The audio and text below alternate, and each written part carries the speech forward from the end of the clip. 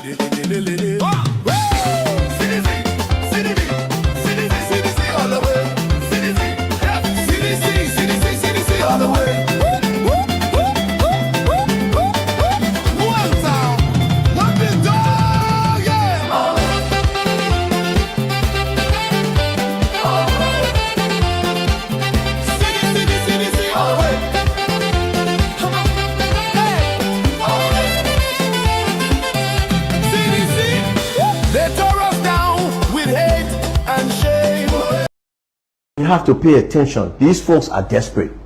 Okay. So these folks, which folks are you? When the ruling party and their surrogates and their stooges that come out with their the dispatch to put on this so-called thing they call propaganda, because they only understand. Okay, only thing they understand is propaganda, and it is failing by the day because like people have caught onto it. Okay, they have caught onto it. So these lies, these machinations, this use of state resources to witch hunt people, to do all these kind of things are not working anymore. So to say we caused this is only the latest attempt to cover up a failed plan to disrupt the program on the 18th. The CDC as an opposition force, what fear factor do they strike according to you? The ruling establishment is coming up with all sorts of things. What sort of fear factor do they strike in the ruling UP? Well, you just have to look at the evidence. Every time they say CDC, the people go berserk. They go crazy with hate. They go crazy with confusion. All those kind of things. Just look at it. You know, the arrival of President Weah caused police to go out there in helmets and all of that. okay, to try to prevent that momentum. It didn't. Okay, the very thing they were preventing our partisans from doing when President Weah arrived, they did it when President Boyka arrived with the rented crowds. You say rented crowd? Yeah. So, but you saw the video. This is not something I'm going to say. The woman say, I'm here for my benefit. Okay, because somebody told us, well, if you go there tomorrow, you will get your benefit. All right. So, this second attempt, this attempt to disrupt the party headquarters is the fear of the CDC. And we all know that. Okay, our citizens, our partisans are going to be out on Saturday, regardless of what you try to do. And please, don't try to interrupt them. They are going to be peaceful. They are going to be law-abiding, and they are coming in their numbers.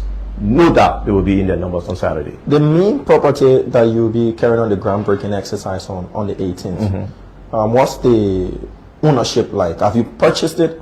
Yes. Because we saw some different narratives on social media that it's owned by one Johnson in the States, and the property owes, I think, about $150,000 in taxes, allegedly. Have you been able to? All of that is the propaganda. I will show you the taxes that have been paid on that property. I'm sorry you brought it up. But I will show it to you. Taxes is all up to date on the taxes. What we see. Yes, Uma fire. You're here today. Tell us why you're here for.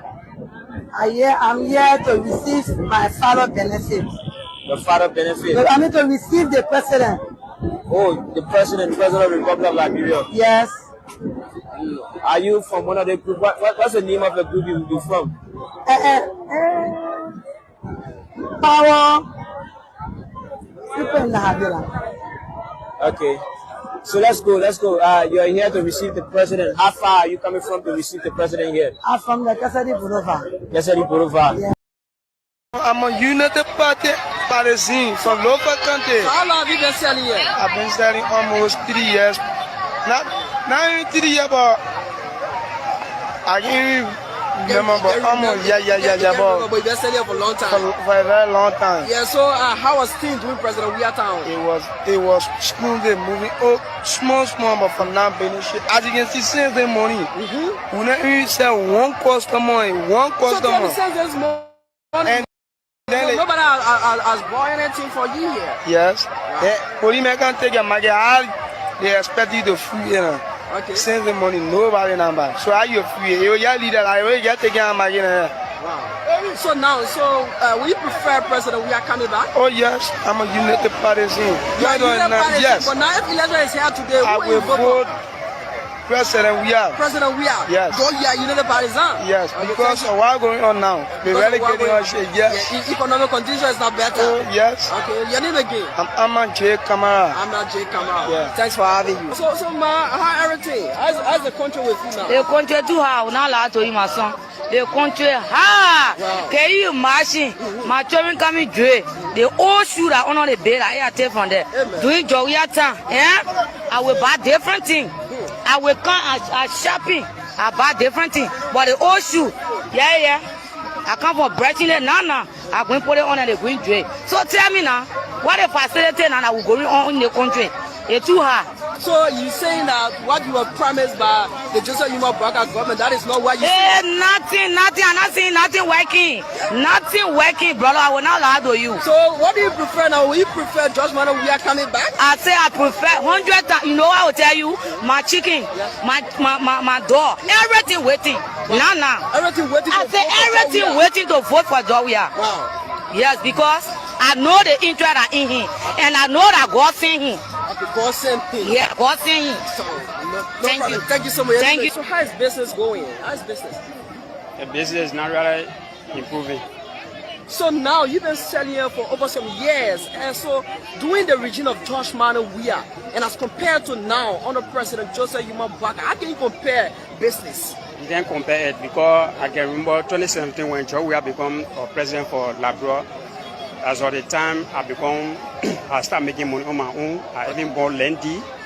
But anytime you know the party people come in power, something very hard. As you can see me, this is not my body. Things are hard.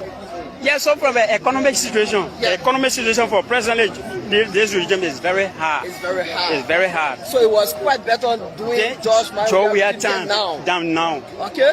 Yes. So if you are grading the two government, who will you grade higher past them first? I will grade George Weah government 100% and this government 10%. Okay. Thank you so much. Your name again? I'm James Fire. James Fire. Thank you. So how is business going? Thank God, my man, you know now. So you still a Joseph Boga government. So doing George Manneh Weah, how was business with you? Business was already know to say what this number no business, but to say one thing that I'm playing. Wow. So are you saying now it's better than Joseph Boga time is higher than President Weah time? Very, very hard. Very to prepare George Weah time, one George Weah again that will come back. So are you calling George Weah? Chima, Zipram Konto, Alliance, Onke Laban, Ebaget, Seltatile, Elaget. Who will you vote for? George Weah? Wow. So if you have to grade the past regime and the current regime, how will you grade them? The past regime, I will grade the past regime 80%, and this regime, I will grade this regime 50%. Thank you so much. Your name again? I'm Moses. So like the regime of President Weah and now under Joseph Boga, how can you compare business? How was it doing President Weah time and now how it is doing this administration of Joseph Boga? Well, the business sector now will find it difficult because of the US rate. Okay, because of the US rate. Because when the US go up, you find out people and to buy can be difficult. When the US rates come down, you can find the liberty plenty in the market, so everybody can buy. But for now, the US rate is high. Chima, Zipram Konto, Alliance, Onke Laban, Ebaget, Seltatile, Elaget.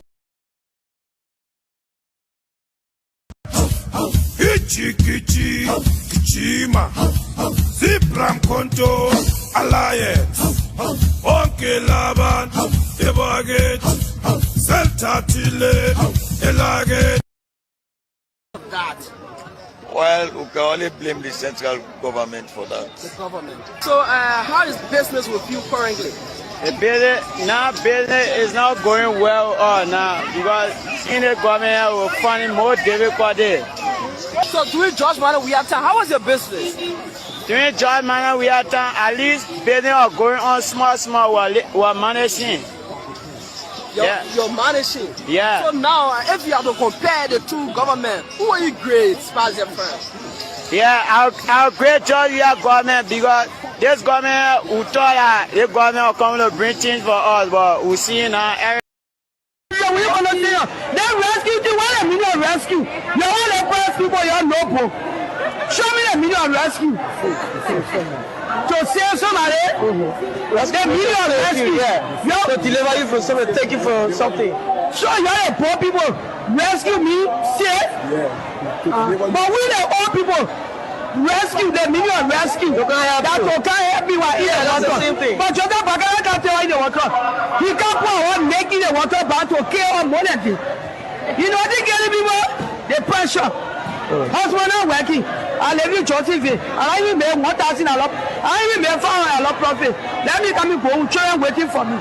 You are Joseph Boga. Where will be our result next year? We wouldn't even 1 year. Where will be our result the following year? Okay. Thank you so much. But we remain.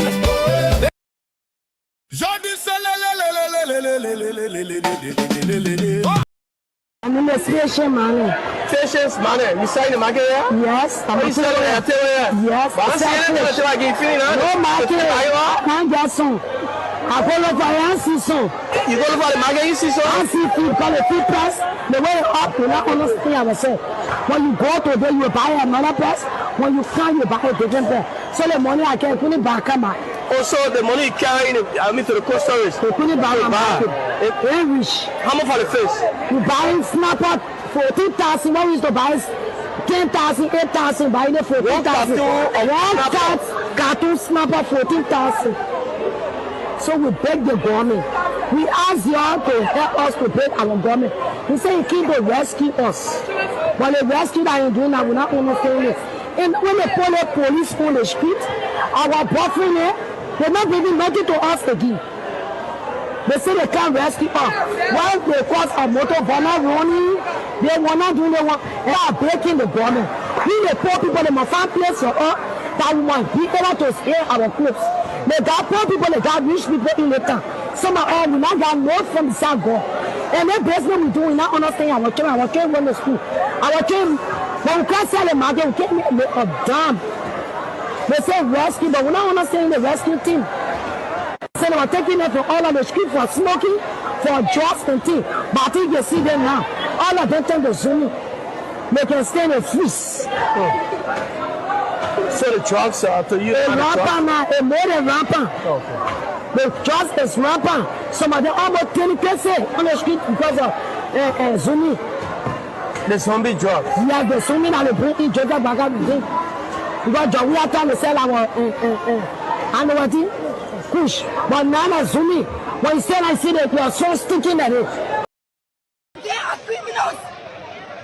The Senator is the worst criminal. George Manneh brought into this ministry. He's saying Papa George Manneh, they made him a proper minister. He cannot steal, he cannot kill, he cannot destroy us. But are you talking about your ministry? I'm talking about the ministry and the entire government. Wow. So that's it. Wherever Joseph Braga is, let him go. We were in the rain, we were in the sun for UP. But we're not talking about policy. Have you not been rescued? They are we are not talking about policy. We are talking about our lives. Our job, our life, our job. Now, parents, you know how many bouncers we feed? If one call, Agnes has told. I'm speaking from Transport Ministry. What's your position? Customer service. Right. Thank you, ma'am.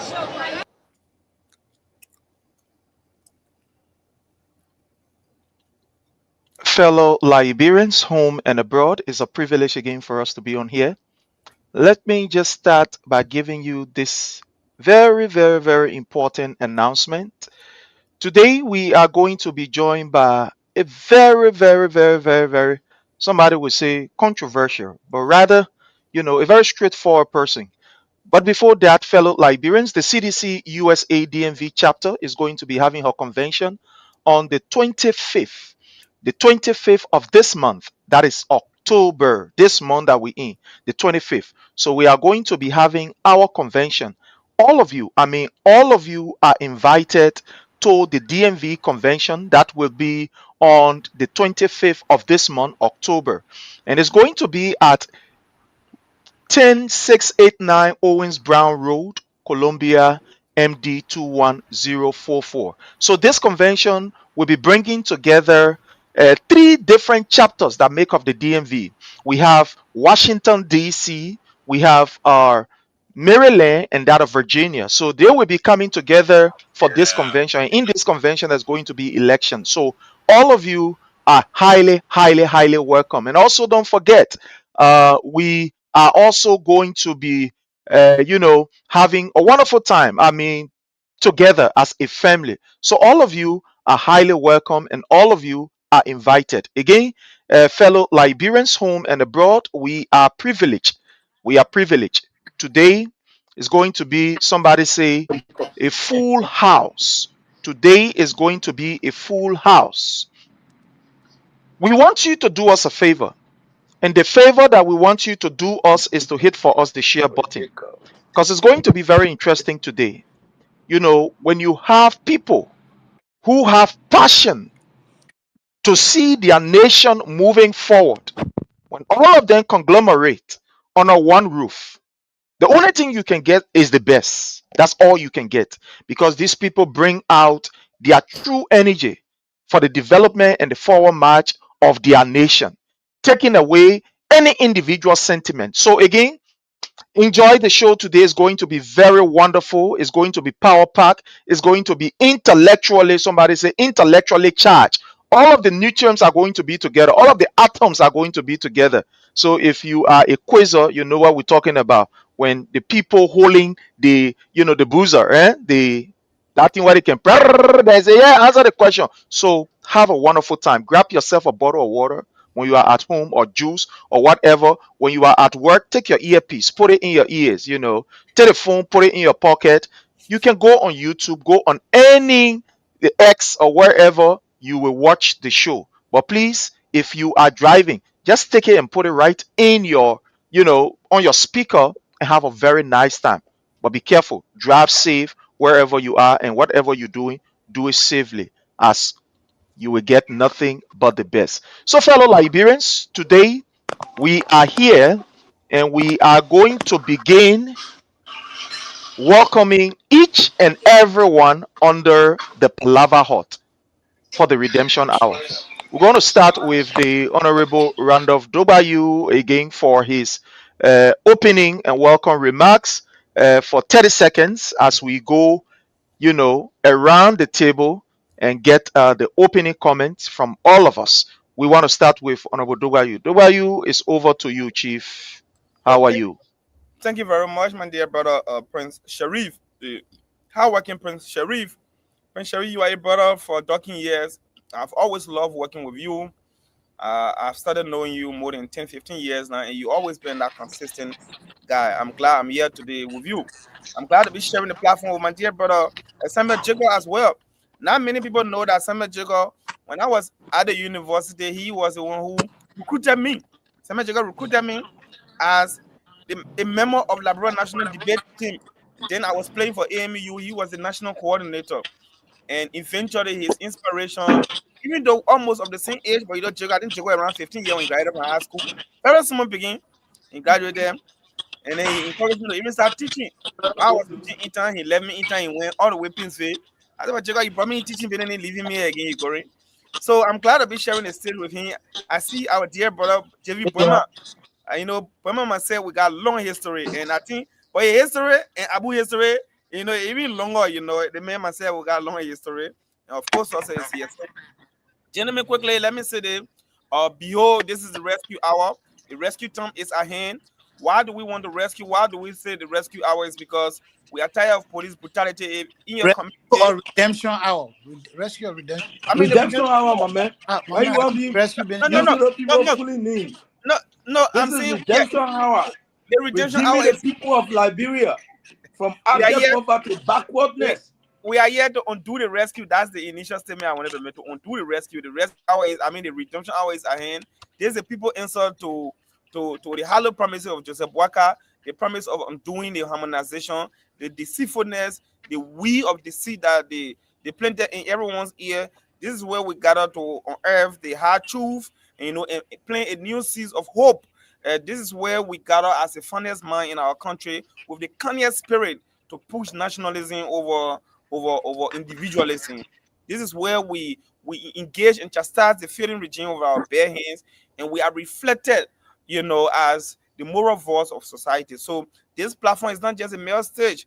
As I always say, it is the people's megaphone. It is where we gather to chant the course of change, where we gather to disclose all of the hollow promises, the lies, and the ill-fated regime called, the rescue regime. So, fellow Liberians, I'm glad to be here. Thank you very much. Welcome. Just hit the share button. We are here to educate you today on serious issue, very serious issue, and you do not want to touch that dial. You don't want to flip 1 second. Thank you very much. It's up to you, Mr. Prince Sharif. We want to use this time, somebody will say, in absentia, to also welcome the Honorable Prince, the Secretary you General. We're not getting you. Hello? Yeah, go am I clear? Okay, we want to welcome the Honorable SG of our own, political institution. Is it from my Honorable. end? Because I'm not getting Prince. I'm just seeing I think it's from your end. It's from your end, Yeah, I think it's from your end. We want to welcome the Honorable SG Jefferson Tambakoji. You are welcome, sir. We want to welcome you. Thank you so much. He's there, we want to say welcome. Thank you so very kindly, and welcome each and everyone. We move on to Pastor Success A.B. Dennis for just 30 seconds. Go ahead. Friends, I don't have much to say. If you can do me a favor, if you have in your phone and on your computer, if you have the Bible, just grab for me Psalm 144 verse 1 and put it on the screen. My welcome comment. If you can do it for me, I'll be the happiest. Thank you. We'll do it. We'll do it while we're going on. We are multitasking. No problem. We will do Yeah, I that. beg you. Yeah, just we'll do that. Okay. Let's move on to our own brother, our friend, the Honorable Abubakar Ba. Go ahead, sir. Oh, Prince, it's very wonderful being, back on the show. And let me say, good afternoon from my end to the brothers on the show.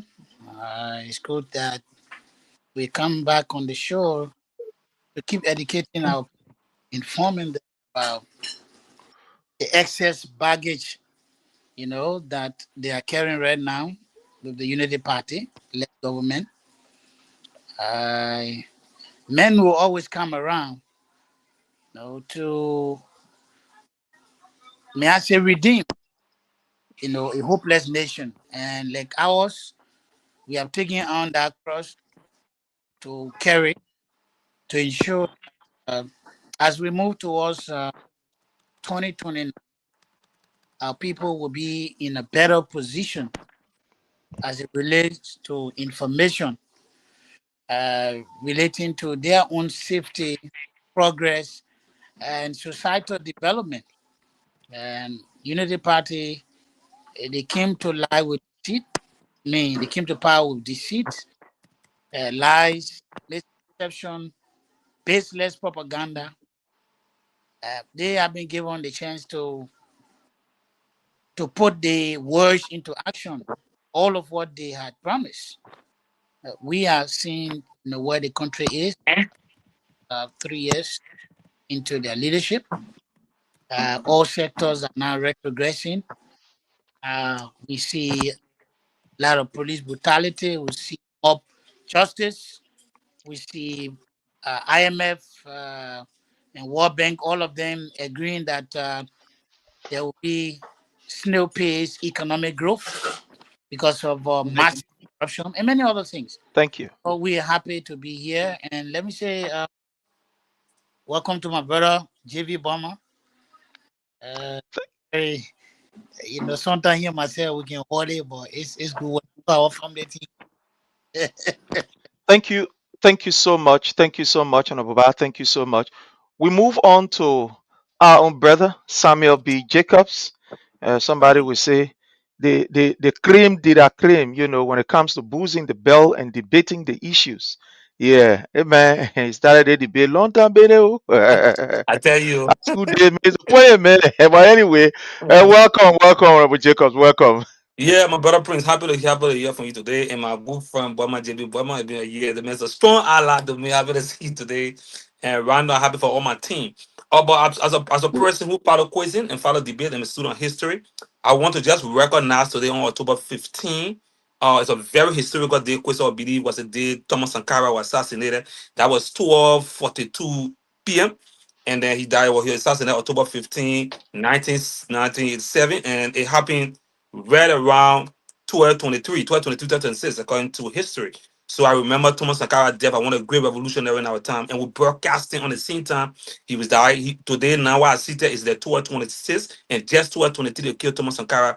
So I just want to recognize that also. And that time was just 288 days in the year, and his historians said it was 77 days for the year to end, and Thomas Sankara actually killed. So I just want to recognize this day in history and in politics that we are revolutionaries who believe walking the full power of Thomas Sankara, we should remember to this day, was the same day, the same time he was killed by Blaise Compaoré and the crew who been noted. So I'm happy to be here today. I think we got a lot of historical issues and talking about the Unity Party, we got a lot of issues going on. So I think we have the opportunity to share our view coming from the political and the scholastic concepts in rebuilding our country. I'm happy to be here. Thank you so much, our brother Jacobs. Thank you so very kindly. Well, fellow Liberians, we are also joined here by our own brother, Buema JV. Buema, one would say the controversial man. One would say somebody who is passionate, somebody who is straightforward. He don't mince his words. He say what he has to say, and that is it. But Honorable Buema JV, Buema, you are welcome. Thank you very much, my dear brother Prince. Prince, I can say it's a great opportunity to be here again. I want to extend my sincere thanks and appreciation to you, my brothers. Everybody on this platform. Comrade Jacobs, it's been a long time. Dubai, my own man. This job here, we'll protect this job. We'll protect this job. Comrade Abubakar. The thing that we enjoy in the CDC is a brotherhood. CDC is a family. Some of us, we had our own little issues. But you know what? Today is my happiest day when I see the love out there that Christians are pouring out for me. It tells you that indeed this is our home, that this is where people appreciate us. This is where they value us. It's like a prodigal son having gone away, wasted all the years, and he returned home to a banquet. Today, I am that prodigal son. I have come, like I stated in my post, with an apology to His Excellency the President. George Manneh Weah. He's a father. President Weah is a father to all of us. This is the only man who made the poor to become a rising star. This is the only man who made the less privileged to become an important individual or personality in our society. This is the only president who took men that nobody thought could become closer to government job and made them government appointees. So we owe him. And today I feel liberated. In this opening, I would like to sing my favorite music, Benyama, Yama, for close. The kind of party we'll never see. This kind of party we'll never see. That's the music that gives us exuberance. We are back, and we are back for sure. This is something I can tell anybody. Maybe I might be in Morovia on Saturday for the groundbreaking ceremony, because as a B-man, you get there travel like that. So we travel with a lot of logistic and stuff.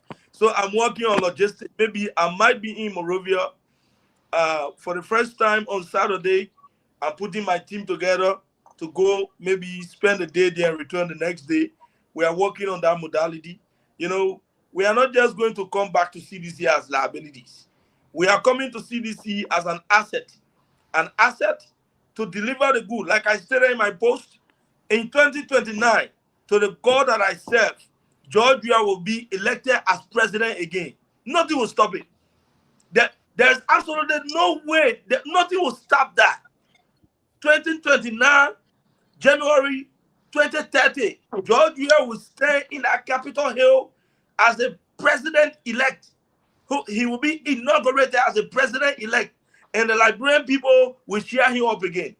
The Unity Party is a failed system. Everything the Unity Party condemns, the things they criticize, the things they say no to, are the very things that they feel comfortable doing now. Everything the Unity Party told the Liberian people that wasn't good, the Unity Party feel comfortable to do it now. Thank you so much, sir. There's a lot, there's a lot we have here. The men already start firing. That's what I told you from the beginning. When you have people who are passionate about their country, people who want to see the forward march of their nation, when you give them the opportunity, forget it. They're already ready. So again, we want to say, fellow Liberians, all of you are welcome. Hit for us the share button. Invite as many friends as you can invite, and then let's have a wonderful time in the comment section. Let's enjoy ourselves. Each of us, because of the time, we are going to be given 2 minutes to just speak on the issue. So make the best use of those 2 minutes, just fire in those 2 minutes. We want to start with the Honorable Dubayu. Mr. Dubayu, there is a scary news we are hearing. I just want to put it in the mind of the ordinary person.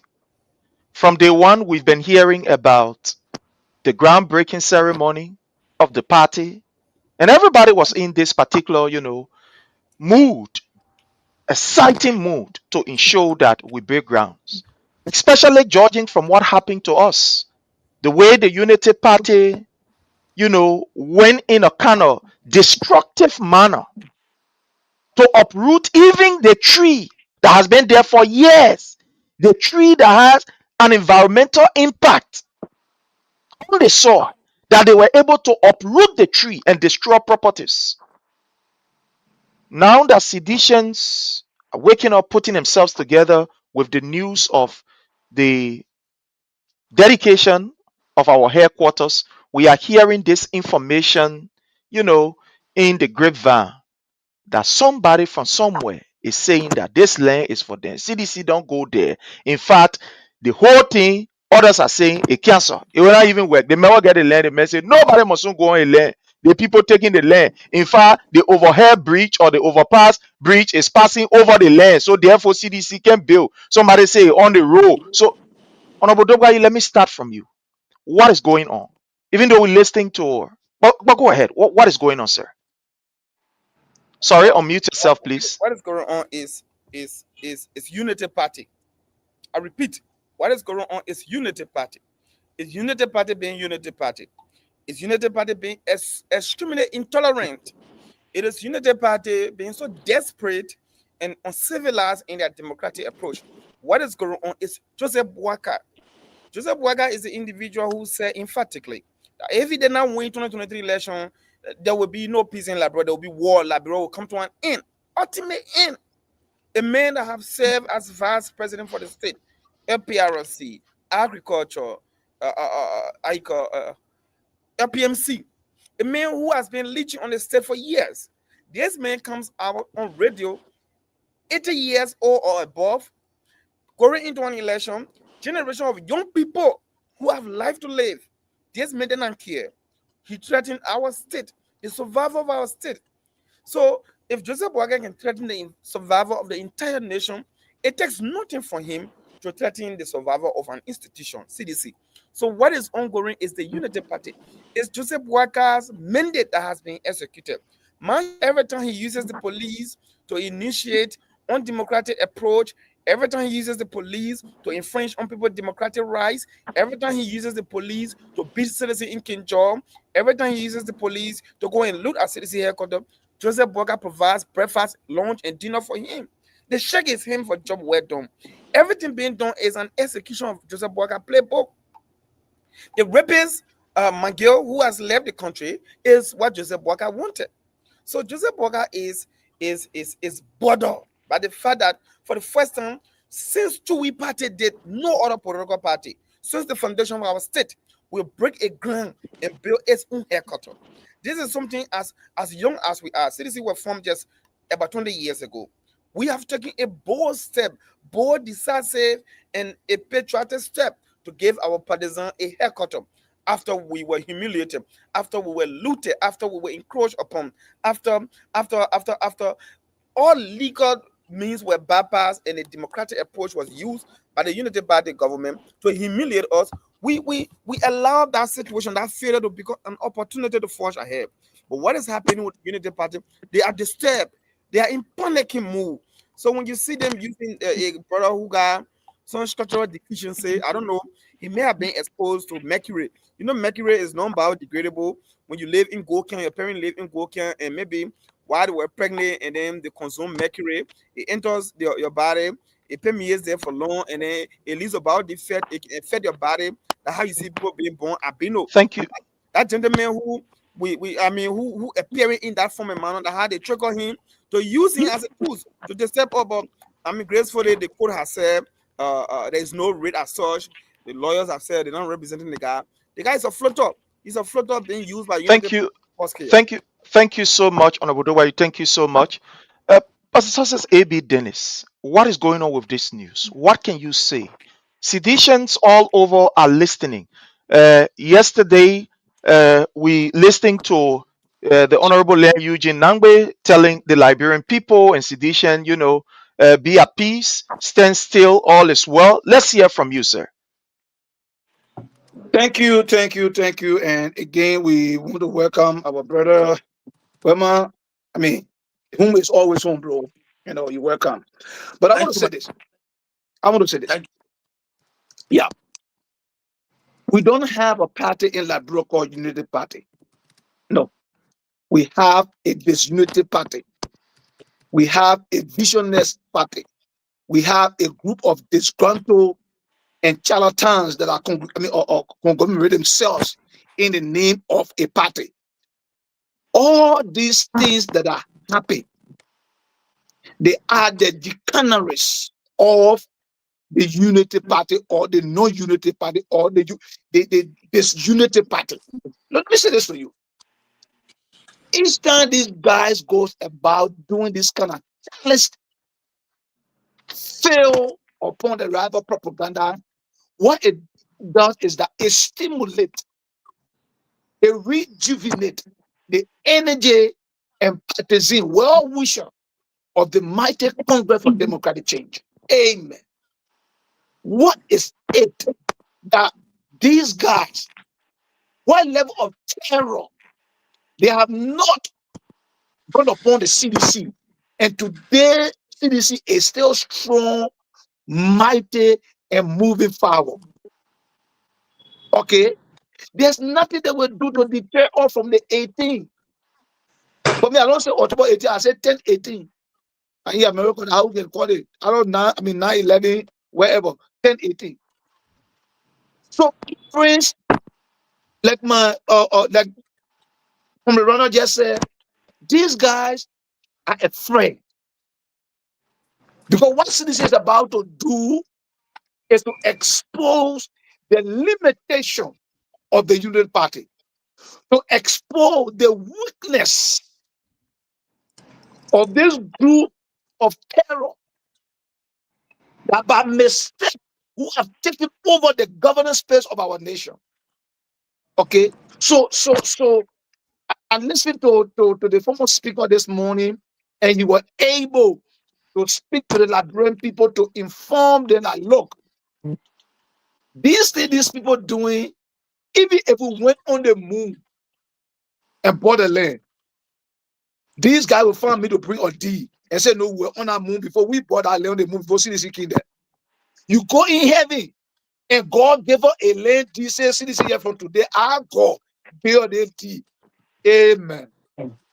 This guy will tell you that before God said, let us make man in our image, we were somewhere here, we bought the land for a year. There's nothing the CDC will do that this guy will go sleep and say, oh, these people are institutional, they allow that they are Liberian, they have the right to associate, disassociate, and whatever.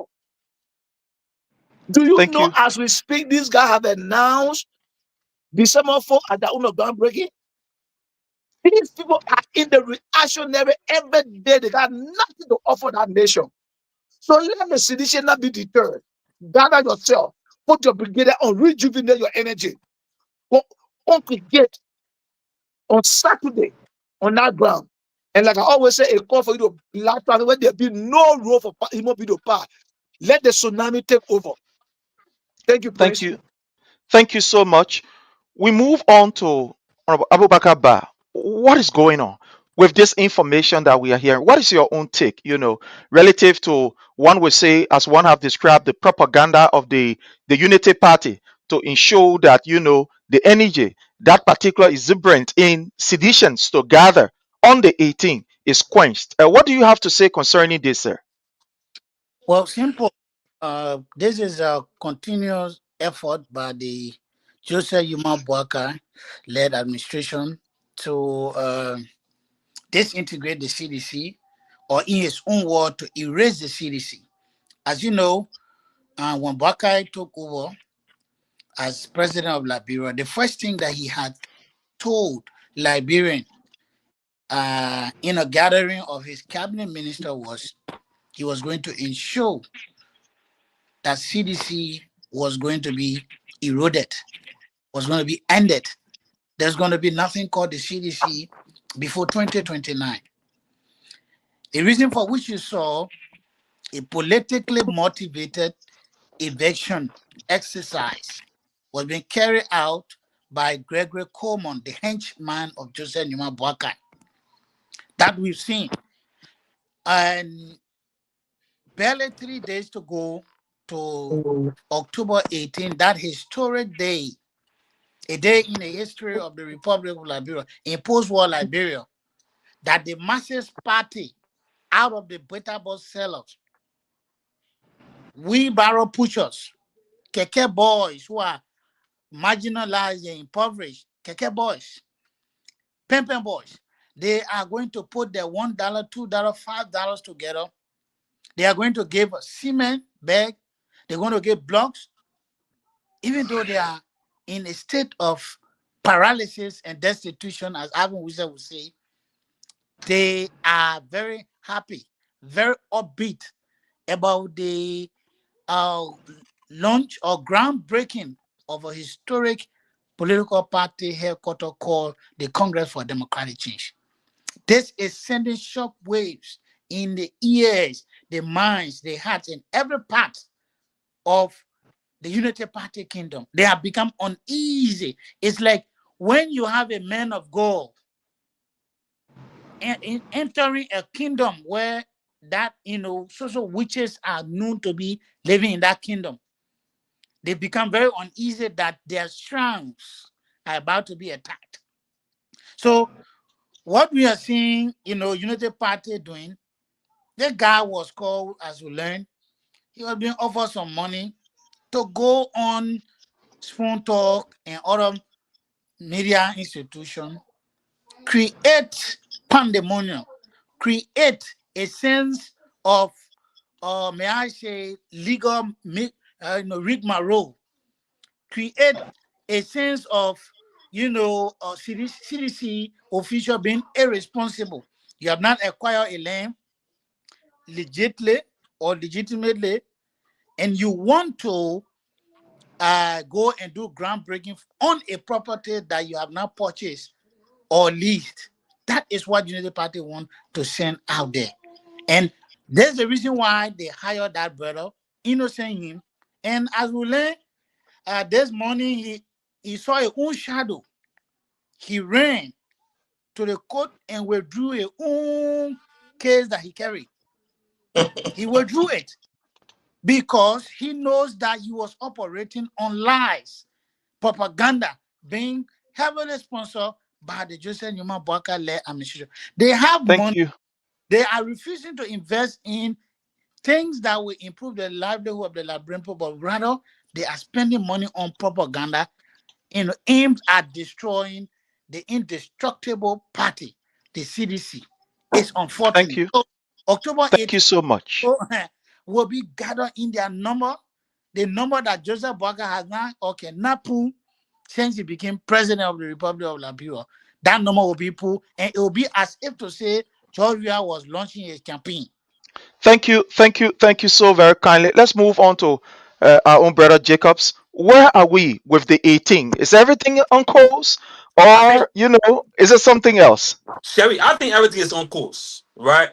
You see, Unity Party is a political institution that always live on propaganda. And those who follow political history will be able to draw the analysis. I'll take two major points from this statement, right? Unity Party is a political party who lack political originality and always do political plagiarism or mirroring. In the short is that they are copied. When you read the 1985-84 Constitution, they may not even have a wing called militant wing or what have you. But after the CDC formation have this unit, you check the recent Constitution, it's just being better. So when you compare all two, it's different. They also, anytime CDC come out with real revolutionary grassroots quote and song, where Thomas Sankara said in 87 Redemption, that the political song push a revolutionary people to change the contradiction. Necessary. So CDC is the only party that form a real political song that go for power of mobilization, that go for emotional political connections, that go for public political energy, and also challenge the political status quo. If you look at CDC, that is the political party. When you just march even the horse, any donor setup will believe they want to walk in CDC fin, even walk in a Unity Party fin. In the street, because that is political, emotional area. But Unity Party try to have the level propaganda. Before I get to my second point, they have a propaganda on job creation. They said no job, they're trying to do mobile money. 2 years gone, there is no policy form for job creation. When you talk, they say you're against. And this is one thing we do dangerous. I told people from the beginning, when a political party, Nami said that, Kwame Nkrumah said that, when a political party mismanage the government for more than 15 years, when they come back for their revenge. And that's what we see. So they just live on mere propaganda. They told you job creation propaganda, no job. And they said they had huge propaganda on drugs. And get me clear, and I make the thing every day clear to the people about the drugs issue. That's what you campaign on. 1997, the war brought drugs. When Unity Party took over 2005, the open avenue for drugs. CDC never knew where drugs coming from or trying to challenge it. They couldn't make it instead there. They leave on power. Those were the original people of drug coming, not in power, so it will get scattered everywhere. You have to understand how things started and how things going. Tell you know where the problem coming from. That was just mere propaganda. They already opened the system, and citizens know how to control the system. Now they come out of power, the system reopen. You have to understand where it is coming from. Mere propaganda. But I can say to you today, it's the same mere propaganda. Why you think we launching party, they want launch party? It's the same political mirroring. Why we want fund militant, you don't want to fund it? Why when citizens see political revolutionary song, they are more quick, they can fund it. Because this is the mass video education. I've seen somebody posting, and I can say to the people every day God said in my life, CDC is the only stronger grassroots political party with zero minor intellectual revolutionary change the contradiction of our people. I tell somebody, say, you feel United Party smart, let's do competitive analysis. Bring the education credential, bring our president education credential. Bring George Weah, bring Joa Howard Taylor CV, bring Con CV. Bring the Minister of Youth and Sport, bring our me. Bring the Minister of Education, bring our own. Bring the speaker of our time and bring citizens and speaker for nothing. That people do competitive analysis on clear academic ascendancy. And so we're strong.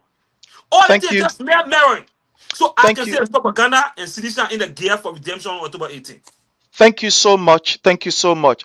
Honorable Boema JV Boema, the destruction of the CDC headquarters, the propaganda of the Unity Party breach is passing overhead, so therefore you can't build. You on the roll. The place for one man. Let's hear from you, sir. You know, let's go back to history. 2023, we went to an election. United Party and the CDC. The United Party won that election narrowly with 1%. 1%. They won with less than 16,000 votes, less than 17,000 votes.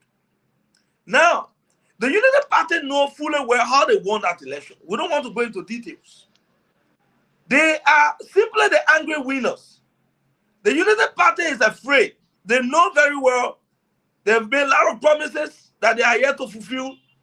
They promised to alleviate poverty. Today they have multiplied poverty. They promised to create jobs. Today we have the highest number of unemployed people in Liberia. They promised to end the issue of salary disparity. Today we have it all happening under the watchful eyes of Wakai. Now, the Unity Party know come 2029, their main focus will be how can we be able to overdo or to undo what happened in 2023. There's only one political party that stands before us, and that political party is the CDC. So what can we do? Let us do all we can within our powers to ensure that the CDC become a history. That there will be no political party in the Republic of Liberia called the CDC. So the first thing they did was to ensure that the CDC headquarters, that iconic building, a historic structure that have lived, and even the evil madams that live tenure, the CDC headquarters could not go down. The current United Party of Baka said, no, we have to take it down. So the issue about whether the event will take place on the 18th, I just drew a simple map here. You can see the map. This is the main structure. This structure inside here, the CDC leadership have already paid for this structure. They have paid for the land, and this is the land that will be dedicated. But due to the fact that the land here is not as big as anybody could expect, there are other adjacent or surrounding lands around the land. So the CDC leadership negotiated with people for this land to see how they could be able to attach the land to this land that will be where the groundbreaking ceremony will take place on Saturday. So this land is not in contention. There is no contention about this very land. Like I was saying, Sheriff, this is the main land. The issue about whether the event will take place on the 18th or not, the event will go ahead. Because the land in question, the CDC paid for this land. They've done all the paperwork for this land. But the other land that are very close to the land, they are in negotiation with people so that this land can be made available for the party office to be expanded like it used to be in the previous headquarters. So those who are passing around with information that but the owner of this land has relinquished the land to the CDC, and the party, according to what I've gathered, the party leadership have paid for this land, this very land. This is the main land. They have paid for it. That is the land in Fence. But there are other land around the land. So those are the land that the CDC leadership want to buy so that the party headquarters could become expanded as it used to be, like the one that they had in Congo Town. So with regards to whether the event to take place on the 18th, that event is going to go ahead. And definitely by the special grace of God, I mean Freetown, for here of Liberia and Alpha, I'll be going to Monrovia maybe on Friday evening.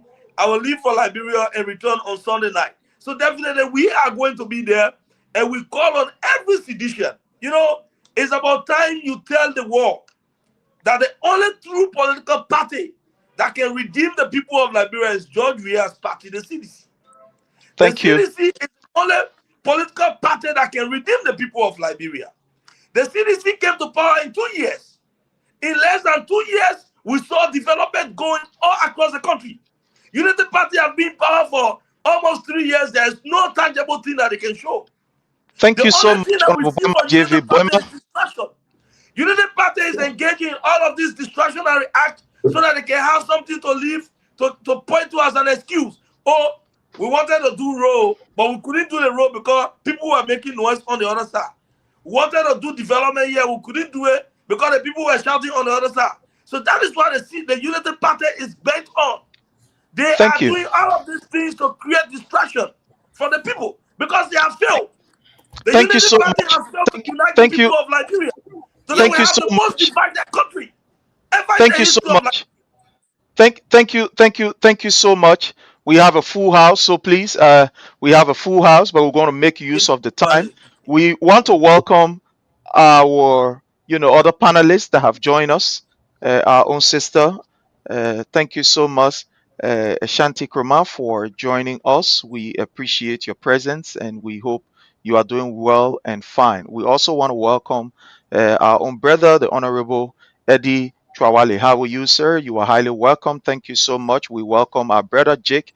Thank you so much for joining us. Well, in the next segment, you can just make your input as it relates to the issue of the national headquarters. But at this time, we start from, our people who have just joined us, and we're going to start from Honorable Eddie Trawale.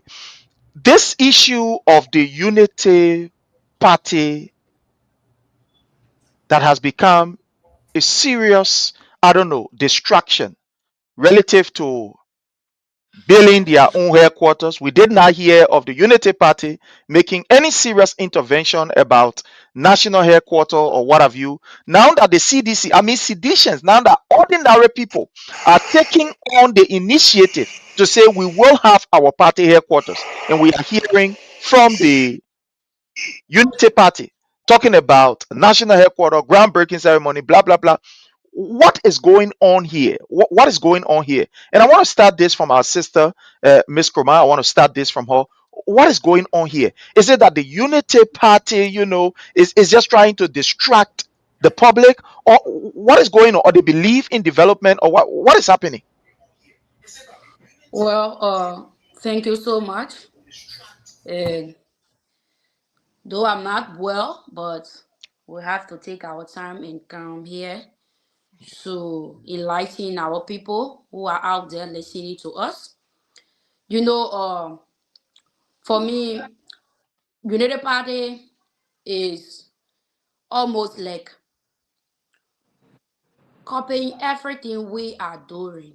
And I'm not surprised.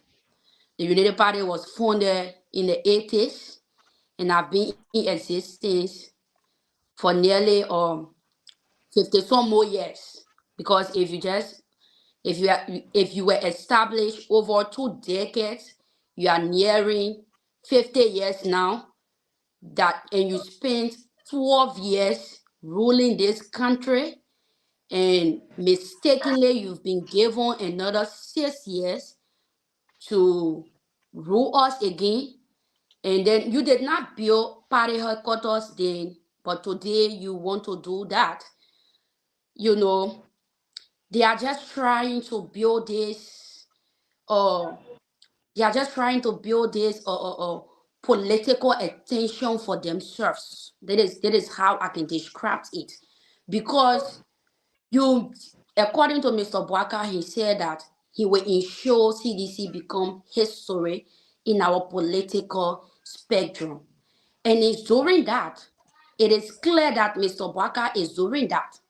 But again, we are, as people of this country and people who believe in the grassroots narrative, will not allow Mr. Bwaka and his elite surrogates to diminish us or to erase us, because they believe in elitism, and we do not see that.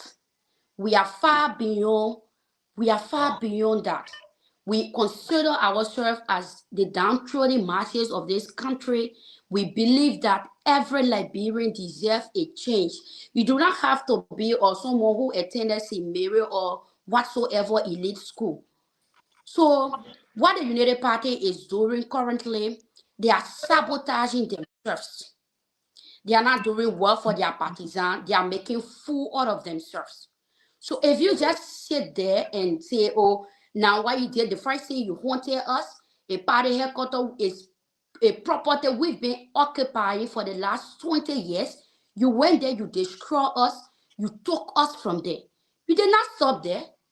And today again, you are bringing all kinds of propaganda, all kinds of, stuff to ensure to disrupt our process.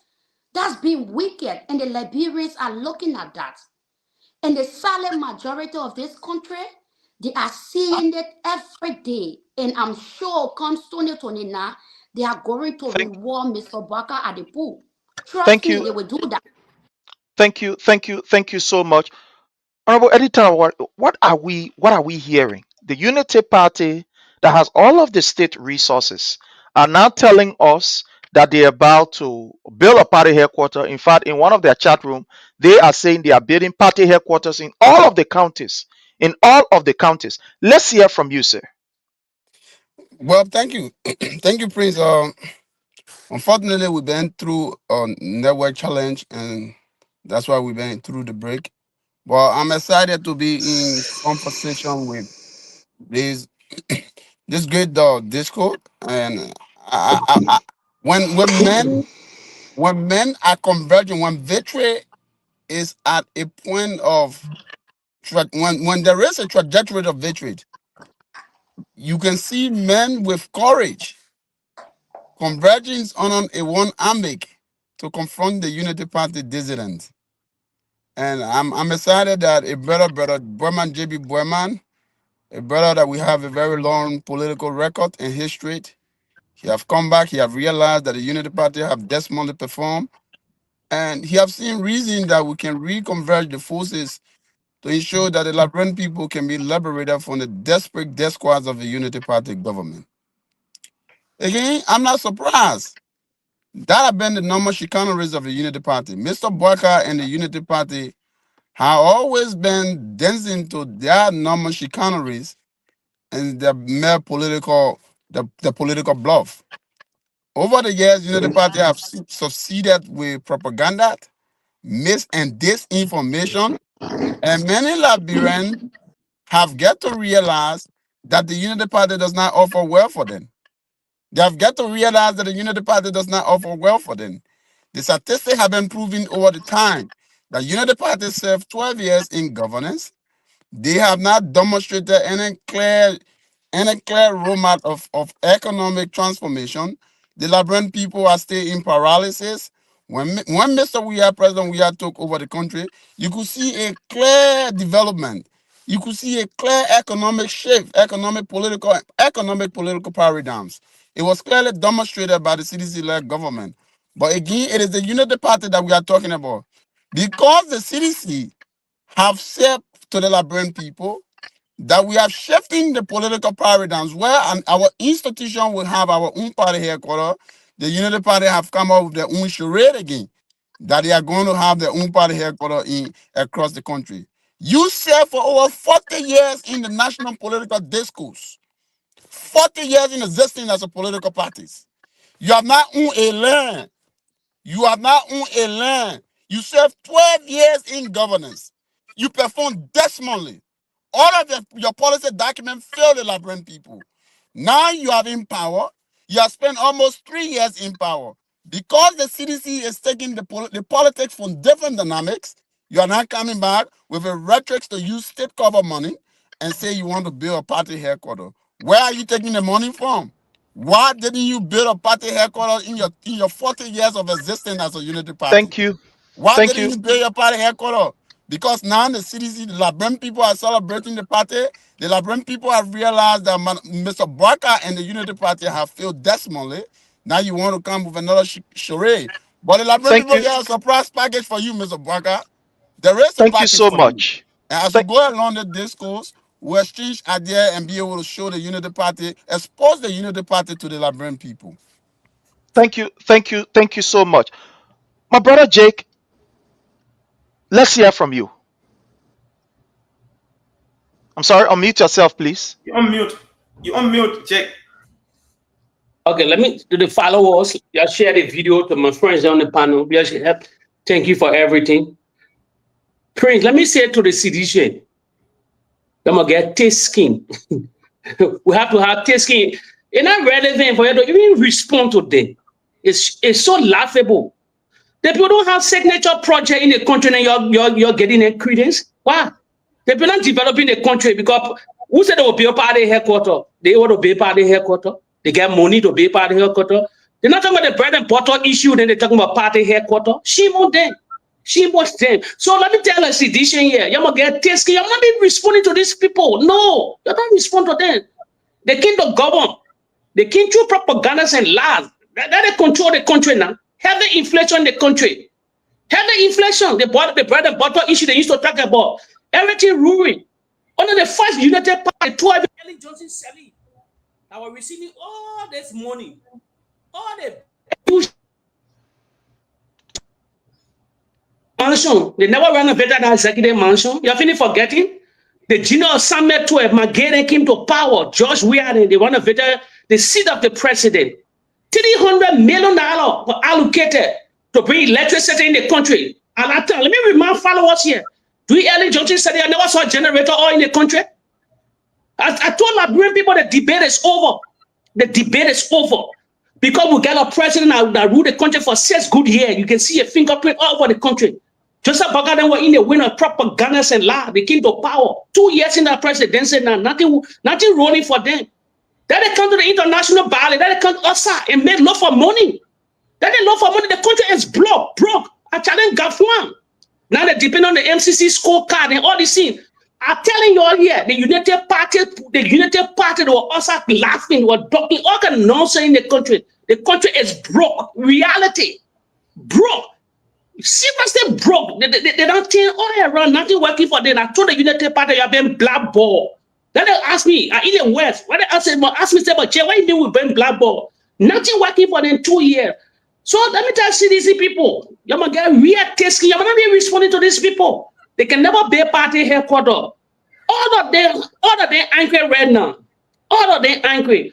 I will tell you again, on the 18, that number 18, it have a meaning. The 18 have a serious meaning.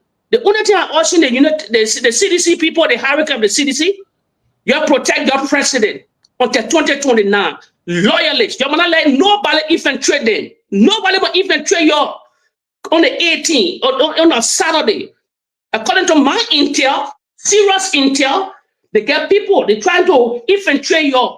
It's an open terrace, it's an open field. You must protect the president in any form. And also the CDC here again, the president must never embark on that country tour. That country tour, he must never embark on it. I just Joseph Baga do the country tour.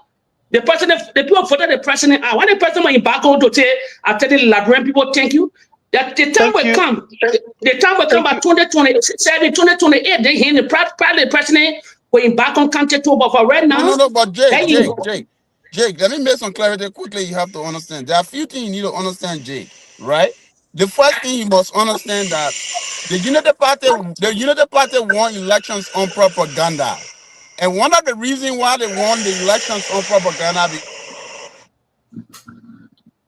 I'm talking All from the right. security So standpoint. Me, I'm talking from the security standpoint. I'm not talking about why Joy all my right. go tell the So people.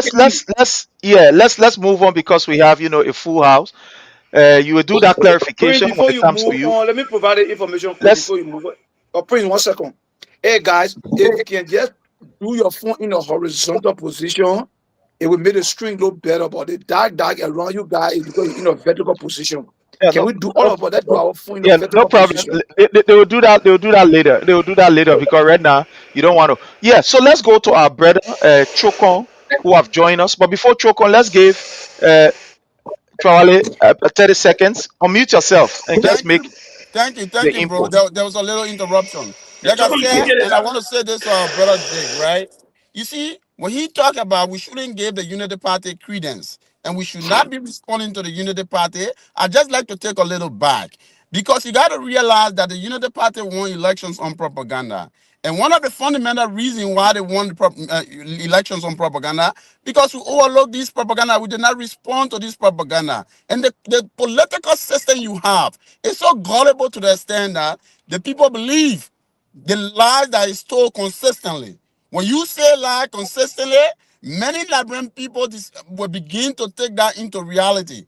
And so that's why we're not taking it for granted. You can see right now in Thank, the social media and the political landscape that the CDC have won the propaganda because we're responding to every lies. The Unity Party will not go with impunity on lies. We must respond thank to it you. at every point in Thank, time.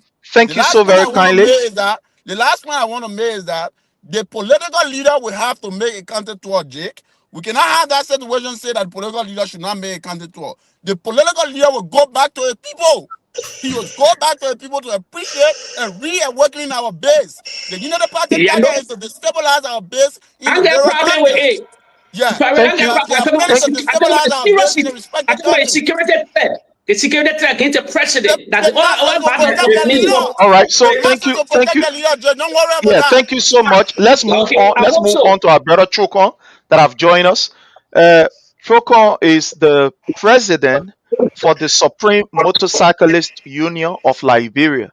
Brother Chokon, great. We want to say thank you so much. Commonly known as Yellow Machine. Thank you for joining us. How are you? And what do you make of what is going on? What do you want to tell the motorcyclist? You have 1 minute 30 seconds. Go ahead, sir. Choko, unmute yourself. Unmute yourself. Unmute yourself. Okay, yeah, go ahead now.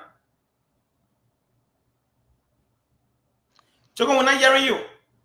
Your I'm sorry, volume. we are not hearing you, Choko. Choko, check on your volume. Your volume. Increase your volume. I don't really know. Uncles Are are you doing getting me now? uncles. Okay, yeah, you I'm are okay good. now? You are good. Yeah. Yeah, yeah, you are okay. Yeah. Yeah, so let me extend my thanks and appreciation to my leaders. I see SG, Ronald Dubayu. I see Chief Eddie. Let me extend my thanks and appreciation. I see Prince. I see all of you leaders.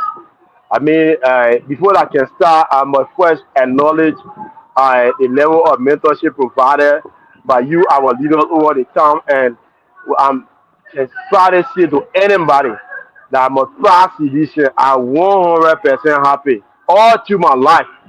Before I cast my first vote, who was 2011, I been citizen, and that can never change because there is the party that I believe in.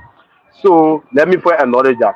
And let me say thank you, Mr. Sherry, for creating the opportunity that we can speak to our people.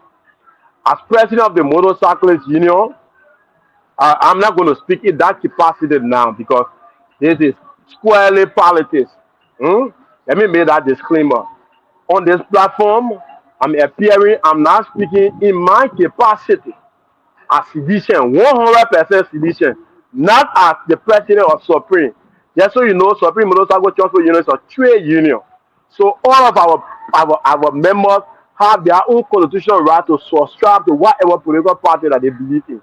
But what I can say to my followers, people who believe in it, motorcyclists, who are civilians. I'm asking them that they should use the Peace Bill and the Ghana Bill because uh, today, as I'm speaking, there are police officers, there are hundreds of police officers deployed on the Tubman Boulevard because they are afraid, they don't want our motorcycle to have access to the new party headquarters. So, I'm not worried about the number of motorcycles that are going to appear because right now, our meetings that we are having, it is not being televised because of several reasons. Several reasons. That's the reason we are not televising our meeting. Like sometimes, most times we used to have a meeting, we'll carry the press there, and you'll see that number of motorcycle in group. And before you make up your mind, the security will start deploying different tactics to intimidate our people. So now they will arrest some of our local leaders. So we are deploying another strategy where they can easily detect our meetings, sometimes done online and sometimes are done at night. But you will not know the location and our strategy that we are deploying, you will not know it. The only strategy I'm openly confessing or telling my people is that to have access to the new party headquarters, go to Ghana Vista. You can pass for Ghana Vista, use the Congo Town, and you pass, how you call the place, rehab, and then you can get to the Congo Town barrel. There's a shortcut right in between there, the Congo Town barrel. You will come here. When you reach to the party headquarters, you are secure.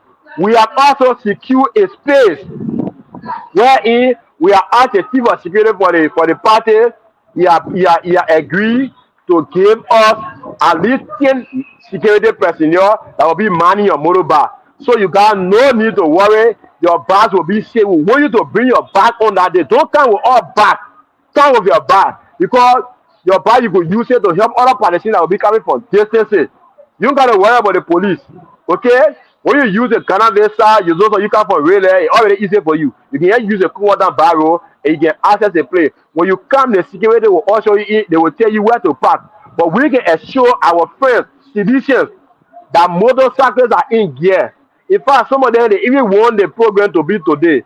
There are a lot of them that were calling me this morning when they hear that guy that came from the rehab center that are not been rehabilitated properly, who claims to be a property owner.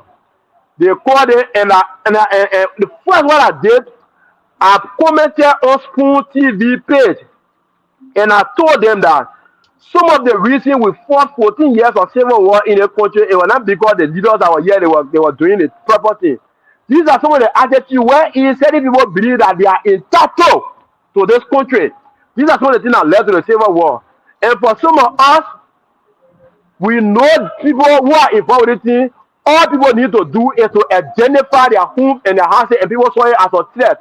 If you look at certain people and you say they will not exist, if you say they will not exist, obviously you know I will not pay salary for you. I will not pay cold bread for you. The thing you won't hear, if vomit on it, so meaning you won't hear from us. So the thing you vomit that your response you got because you don't have the capacity to tell us not to exist. Thank you so much. Thank you so much. I want to start with our sister. It's becoming concerning. More violence in the country from what we are seeing from all angles. Just yesterday, I saw a video. Day before yesterday, speaking figuratively, it was the police fighting police, where a police officer in Nimba jumped into face fight with another police officer, ended up breaking that particular police officer's spine that led to his demise all over the place. Day before yesterday, it was the military and that of the police, where we saw police beating on military officer. They went back in their barracks. They were back on the street with a whole troop of military personnel beating on police. And day before yesterday, it was the police and that of the immigration, beating on each other. And just today, we saw MCC security personnel and that of immigration and the Liberian National Police fighting each other. And the issue of mob justice is all around the place. A brother who video I cannot show here was gruesomely murdered in his own room. Another person again was murdered in the broad daylight because he was accused of stealing motorcycle. What is happening all over the place? Mob violence, the increase in criminal rate, and etc. Let's hear from you. All right, thank you so much Firstly, I want to say that when you have a police that is underpaid, and you have a president that is driving luxurious car, that is what you have in this country. When the police or those people that are responsible to safeguard our nation, its people and their properties, but you have a president driving Lexus that is worth over $1 million, you have a disgruntled force. So what is happening currently in our country? I think yesterday I reported a story about this particular incident. Uh, this one happened in Johnsonville, where and there was an allegation that a guy stole motorbike, and then angry crowd just got on him. They started to beat on him, and at the end of the day, he lost his life. And just today again in Kakata, another mob violence occurred. Just now, I think an hour ago. So I believe the police is not doing her job. If the police is a force for good, we will not be seeing these things. But if you have an RG also that is on the social media that believe in content creation, then training his men, you have a disgruntled force. And let me tell the Liberians this. The more violence, for me personally, I discourage these things. But when the police is not doing her work, you will have people killing each other because you having the police itself fighting each other daily. You will see one policeman claiming on somebody's car because he asked the person for document, asked the person for ID card, and the person, it sounds stupid. I was on a taxi the other day. What happened is this: when the police stopped this taxi and then he asked the guy for his credential, he provided everything. And the next one was, why your car is not in proper shape? Like I was furious to the extent I asked him, I said, but is that your job? So your job is to ask this man for his credential, which he provided. So now why are you asking why his car is not in proper shape? Is this the only car that is not in proper shape on this road? So I didn't want to go back and forth with him, and I go on another car. But it sounded stupid to me to the extent that I was like, are these guys really trained for this job? Are they really doing their job? So you see, the issue of mob violence is on the increase. Every day, people dying in this country, and the police is not even investigating. Imagine a lady lost her life in, or I think Boston, somewhere around Boston. The issue now, the police cannot even give us an account, a single lead to as to who killed this woman. And they are just putting a bondage on that. Oh, most somebody get, if you get information about the killer, and they got 2,000. Okay, so we are going to move on. The issue of the internet is a challenge. We're going to move on to Pastor Success AB Dennett. Let's hear from you with the issue of mob, violence, and etc. Go ahead, sir. You have the floor. Unmute yourself. Prince, being a religious person, I have one mentor. He dead and gone, but may his soul rest in peace. But his materials, the legacy he left behind, still mentor me today. And his name is the late Dr. Miles Moreau. Dr. Miles Moreau once says, take a sheep and make that sheep the leaders of lion. The lion in the space of time will eventually adapt to the lifestyle of the sheep.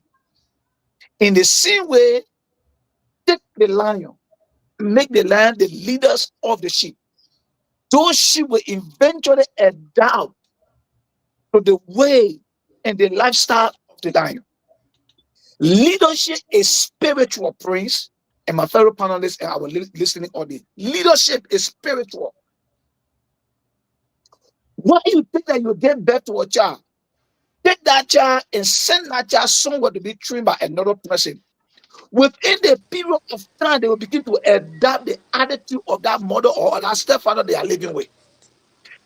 The police have a leader in the country who is reckless, who is lawless, who cares nothing about the rule of law. They saw him violating the position. They saw him ignore and track the ruling of the Supreme Court. They saw him breaking every fabric of our society.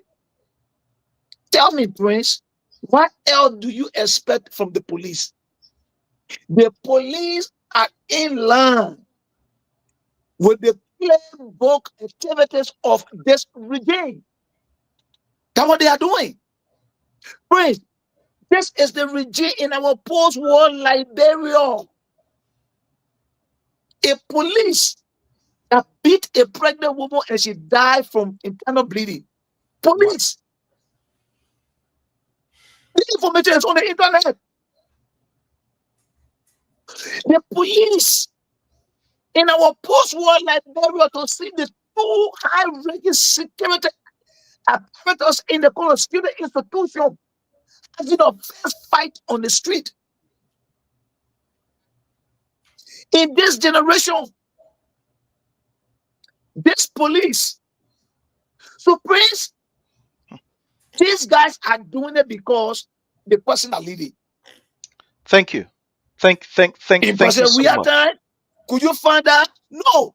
I'm not saying the police were perfect, but this kind of brutality that are going on everywhere on the street, be it the police, be it or Liberia National Police, or whatever, DEA, everybody, all the security entities fighting each other in the presence of the civilians. Thank you so much. Thank you so much. Yeah, thank you so much. Let's move on to our brother Trokon. My brother Trokon, this issue of police brutality in the country, the security sector has now become almost like a Janjaweed, Malaysia. One of the group of people who are actually feeling the pinch of it, while it is true that, generally the citizenry are feeling the pinch, but the motorcyclists, we have seen motorcyclists, being killed by police because of police action. Let's hear from you with the issue of, police violence and, amongst themselves, even against citizens. Let's hear from you, sir. So I'm going to start my submission asking with this, right?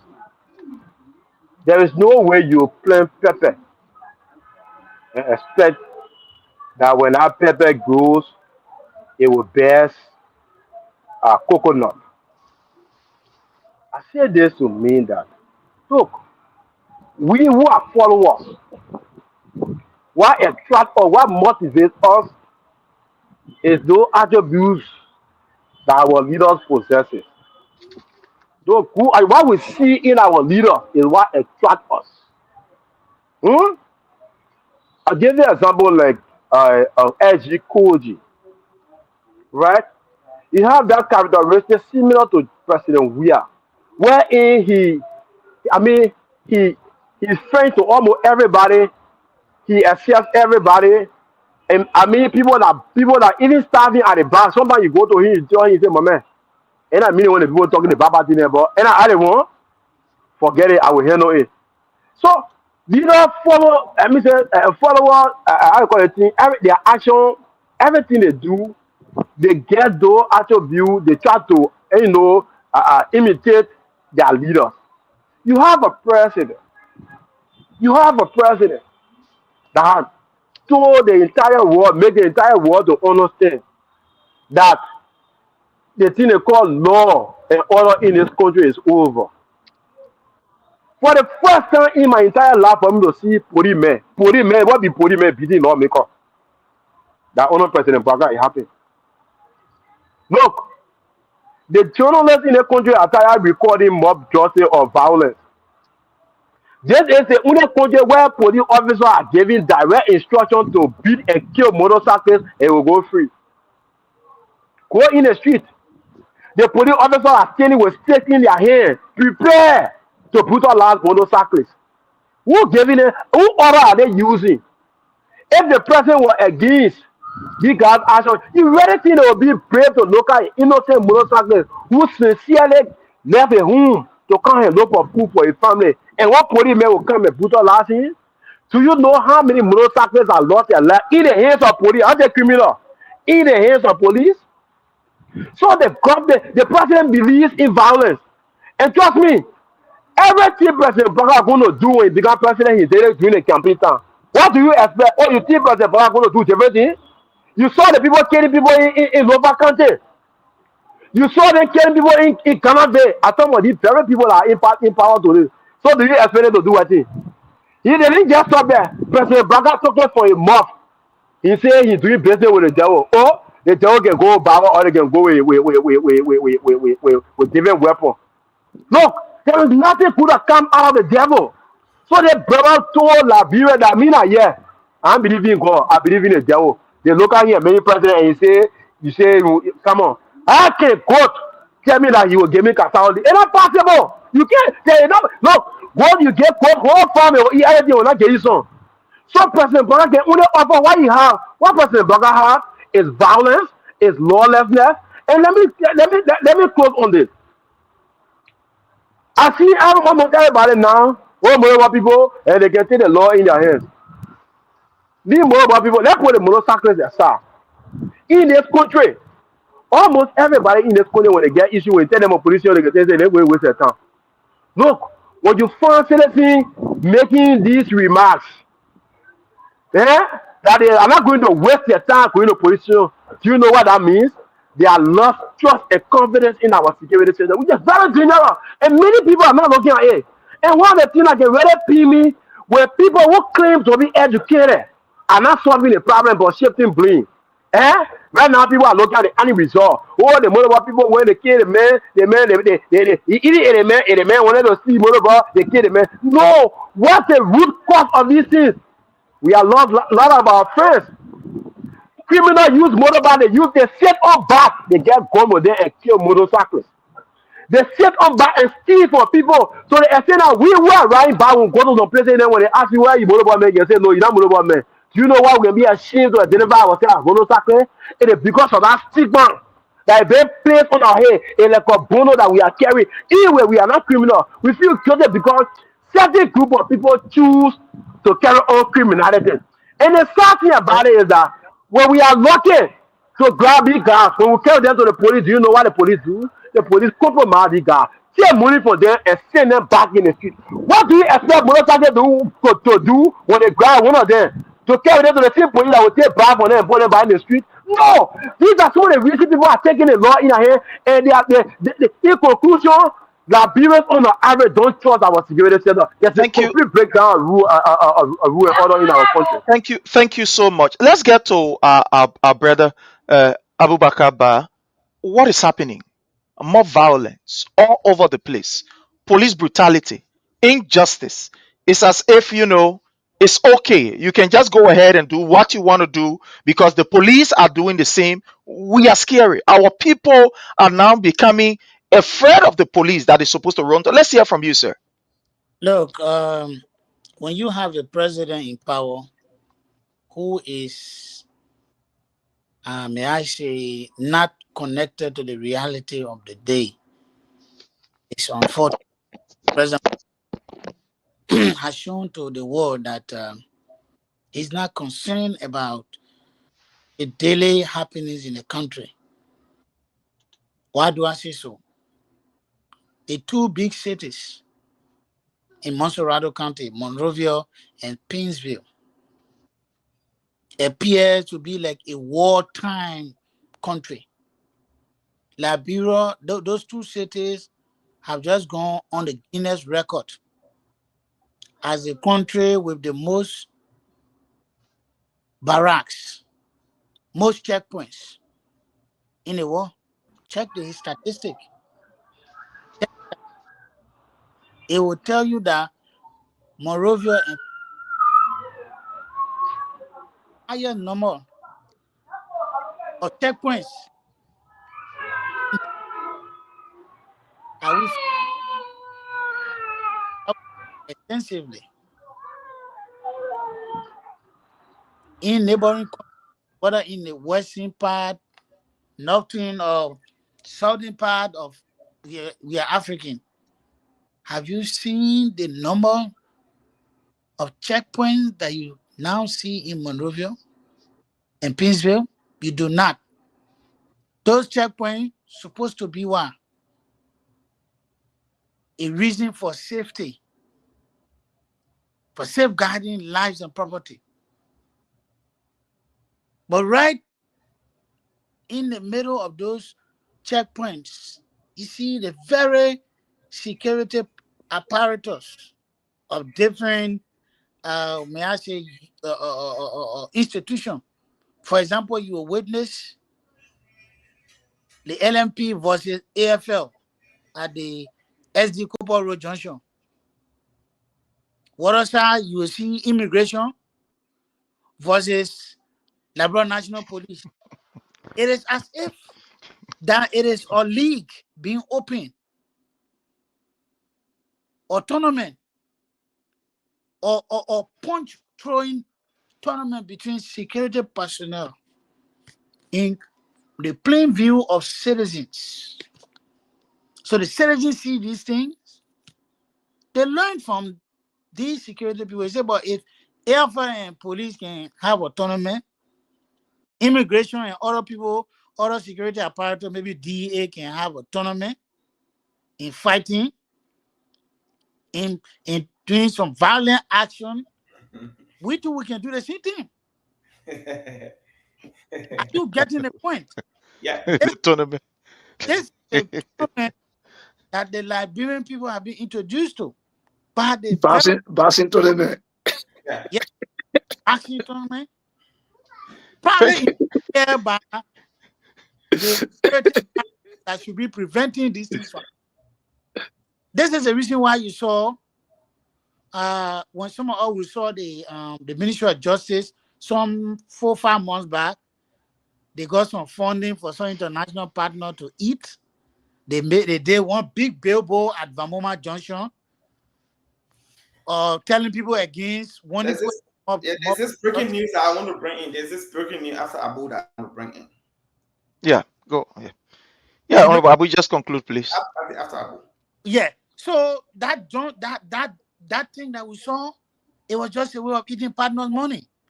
Today, people don't have time for the security apparatus. You get no moral as a policeman to go stop people from fighting. They will show you a video. They say, "But yeah, you can even be fighting for chicken feed." Yeah. So the police that should be providing security have become an instrument of perpetrating violence in plain view of citizens. So Thank more you. violence becomes the order of the day because Thank those you. stopping it are perpetrating it. They are leading by example. Honor Joseph Walker and Thank- take action. Thank you so much. Let's go to Honorable Dugayu, and then we'll come to our brother Jake, and then we move on. Go ahead, sir. You can just include it, the announcement with whatever. So first, the breaking news we want to give is again Boga being Boaka.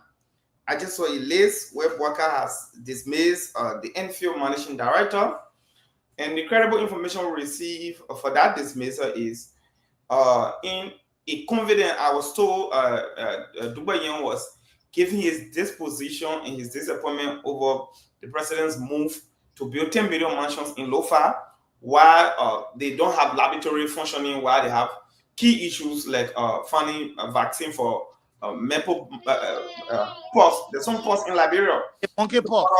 Resource issue. Which pox? The monkey pox. A monkey pox. So Yeah. while they are struggling from the information gathered from my sources, from at Enfield, during the COVID, I was at the IMC, the Incident Management Center. I was working with Enfield, and I was designated there because the EP at the time, it was an essential entity. We were the one that established the debt balance management protocol and some other burial protocol during the COVID. I think we work in line with internal affairs because they were the lead sectoral entity in that. So I have some sources in Enfield that tell me because of these issues, it's like inconvenient. You tell people, you are there. When you get food to eat, you doing the other thing, So Joseph Boga feels very furious. He doesn't like people talking about a 10 million, come to million. He's building in Lofa County. I'm told it's one of the serious reason why to where I don't like him. He's a snitch. He has been bad morphing the CDC. He's a political dictator. But at this point, Jake, it's not about who I like. It is not about who I like. It's about you descending on your official because the raise key issue. You're using Liberian money to build 10 million homes. You promise bosses, the bosses have not come here. You building 10 million homes. Even the yellow machines you boasting of have not come here, but you already procured 10 million homes. So it's disappointing. And the most disappointing part about this, before I get to my main point, is that Prince, he has replaced this gentleman with a lady called one kissy woman. Yeah. A kissy girl. So now we're running a local republic. Siawata Komano.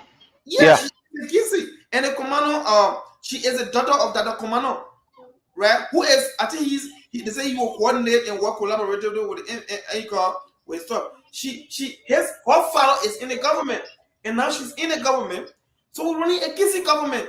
We're running a local country government. A government, I think by Friday we're going to talk about it. We're going to bring a statistic.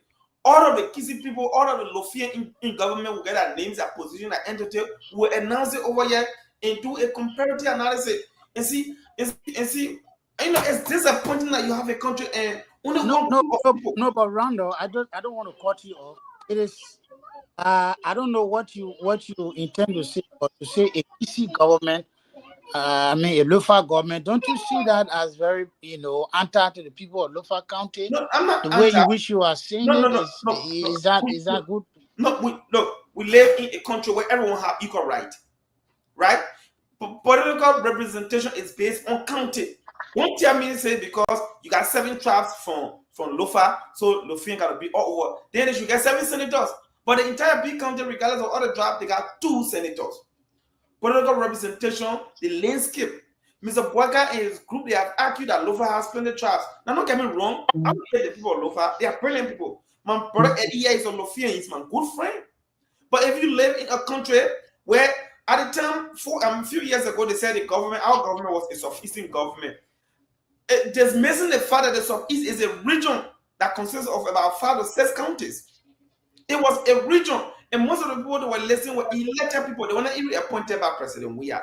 Today, these very people who branded our government as a Southeastern government, these very people who lie, who use the situational scenario that existed, then to lie, manipulate, use the intuitive, rational approach to lie to our people. Today, these very people, before our very eyes, Mr. Bwaka, when you go to finance ministry, you have a Lofian.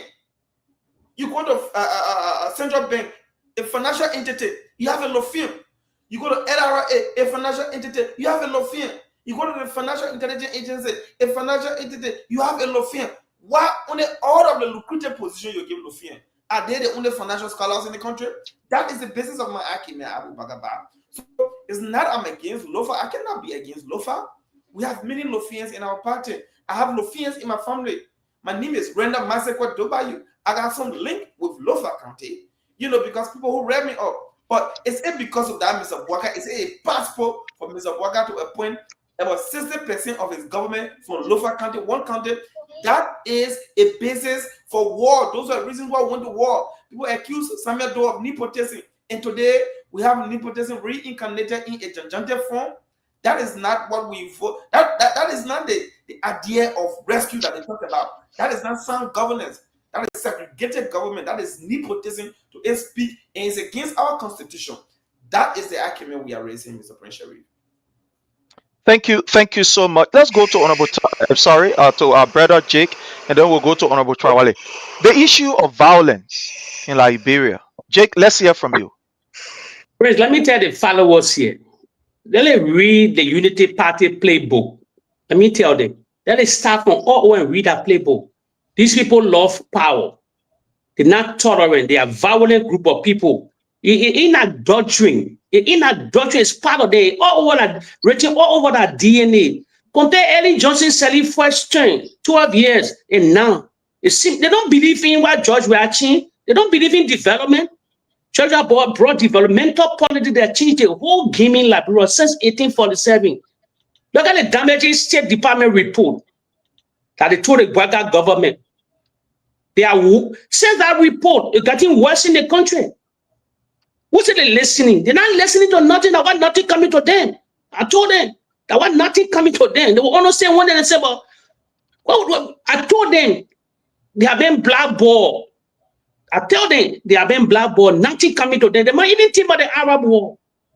They generated AI, they went on AI video they all around the world when the president visited the United Hunger, or he met with Kuwaitian leaders and he met with Saudi Arabian leaders. So loud, all AI generation.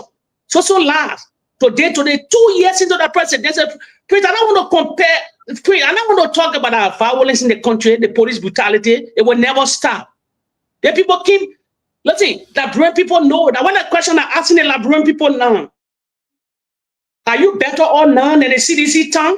That's the question the Liberian people will answer. Are you better or none? That gibber they spread. The Henry Costa they took the internet by storm those days. They were the hero. Why are they hero today? They are the hero today. Look at the United Party today. Going to 2 years into the presidency, no signature project. They don't believe in development. You don't know the United Party rule. They believe in corruption. Ellen Johnson said it, the records are out there. Billions of dollars poured into that country. You could count that project on 5 fingers. 5 fingers. She was operating at the foreign ministry. What the executive mansion was sitting there down there, they allocated $3 million every year to renovate the executive mansion. And George Manneh came alone and renovated the seat of the president. So I don't tell people that debate is over. It just wait for just protect the president and wait for 2029. But again, I say it will baffle Liberia when I come on national radio in Monrovia. I'm telling Liberians here today, follow up. I always repeating that thing, even preaching, always asking me. I said there'll be nothing. The year 2029 will come, but in Liberia history, it will be hard to come. I will break it down one day. I'll finish piling all my intel together. The CDC government, or those that would like the president, the only thing to safeguard our nation, they need to protect the president in every form. The security threat against our president is hard. The CDC won't deny that our business. Me, I live in the West here. I care. I know what I'm talking. And the thing that I joke, that's our business. The United Party can go any level. I told people the only man that's standing against the United Party rule is George Weah. Who said it? What they can't tension the other opposition leaders then? The other opposition leaders and another cup of tea. I'll tell you a similar story today in America. The only threat against the Democrat after Donald J. Trump. What happened? They almost assassinated in Pennsylvania those that live in America 2 times. In Florida, already today he came back to power because his policy was different from the Democrat policy. No matter how you hate it or not, he was the only man standing that is seen today, the United Party of violence. All of them want power, the answers for power. The thinking who don't read. Look at the people talking about 2029. The people preparing for 2029 while they got 4 more years to rule. We are baffled that. How can a country or people that are ruling the country 2 years, they get 4 more years? But everybody talking about 2029. Even the vice president, Jeremiah Kuhn, the surrogate in the executive branch of government. You're thinking that thing. How can you think about 2029? Why you get 4 more years to rule? So the only thing I tell you, I will tell the CDC contingent, you protect George Weah. That's my saying. Thank you so much. Let's go to Honorable Trawale. As you know, a security expert, a security personnel that have worked in that system. What is going on? What can you say of this? Let's hear from you, sir. So, as a veteran in security and criminal justice in Liberian government, I basically can say to you clearly that there's a breakdown in the rule of law, a system of control. There is absolutely no system of control in terms of the functionality of law enforcement. And Mr. Gregory Kuma have succeeded in destroying the fabric and the integrity of our police system in Liberia. The police force has lost the fabric. The police does not have verbal commands. The police does not have that morale. The escort the cop. The police does not have that.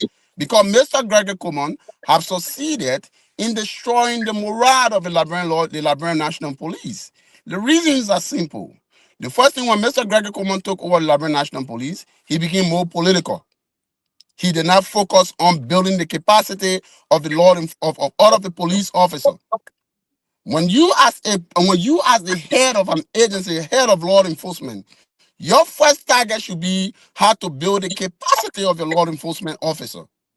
Build that capacity, make them to know their roles and scope of operation, the modus operandi as a law enforcement officer. But Mr. Coleman did not do that. Mr. Coleman came as a lead propagandist of the Unity Party. And that was absolutely a strap from the entire scope of operations of the Liberian National Police. So the Liberian National Police has lost its morale. And that is why today an increase in more justice, more violence in the country.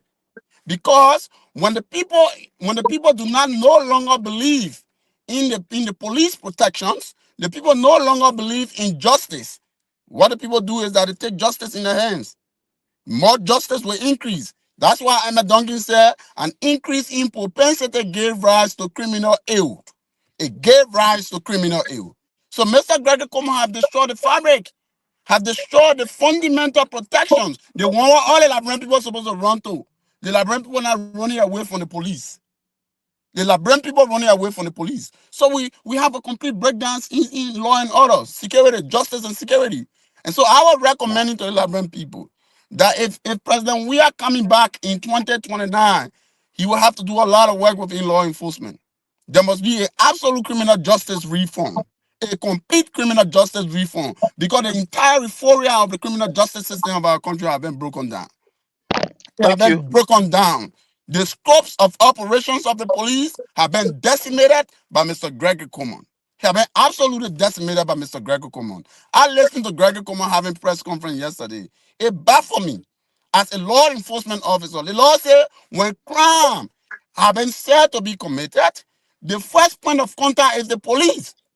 The first point of contact is the police. When somebody alleges John Brown or Peter Paul of committing crime, the police must invite that person, or when the crime is subjectable to arrest, the police must execute the issue of arrest.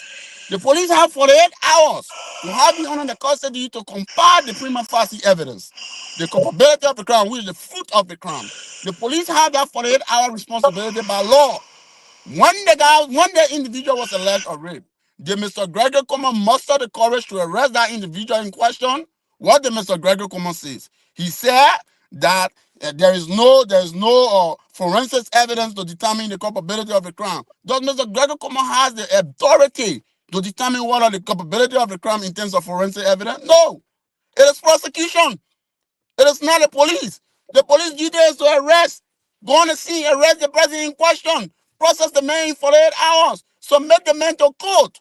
It is prosecution. Under our systems of justice, it's called the adversible systems of justice. You say the person accused of committing the crime remains innocent and proven beyond all reasonable doubt, and it is the state that is responsible to provide the reasonability of the crime. That is to say, prosecution in charge. It is prosecution. Someone John Brown accused, it is the prosecution under the Ministry of Justice. That's why Ministry of Justice is structured into structure. You got corrections, you got litigation, you got prosecution, you got qualification, you got economic affairs. That's how the system works. Mr. Gregory Coleman should have done a piece of job. So when I listen to Mr. Gregory Coleman saying, oh, there's no biological evidence to determine the link of the crime, it bad for me. Because Mr. Gregory Coleman does not have the authority to determine what are the biological existence of the crime. The second thing is that he fragile the evidence. He fragile the evidence, assuming that there is no biological evidence to establish the existence. Why did he take over? Your conversation. You gotta mute. Assuming, but not admittance. Why did you take almost over a month before you can collect the specimens?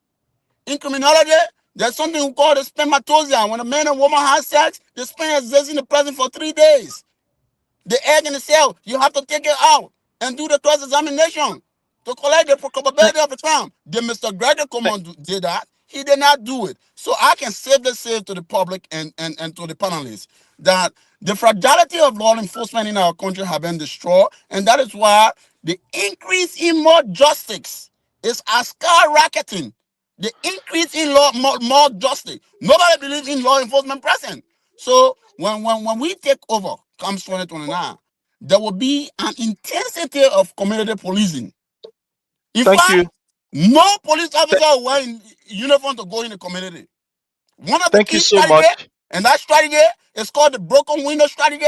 There will be no police officer wearing uniform to go in the community. We must begin to build a comprehensive network with the people in the community, build a community policing network so as the people to give back confidence to the police. And that's why Thank you. Mr. Gregory Coleman have broken. I'd like to salute my colleagues Abu Bakar Ba, common leaders of the Revolutionary National Youth League. You have my honor, my brother. Thank you. Thank you so much. Thank you so much. You know, this issue of our mob violence, the way the government is proceeding, fellow Liberians, I want to say this. From day one, we warned the Liberian people.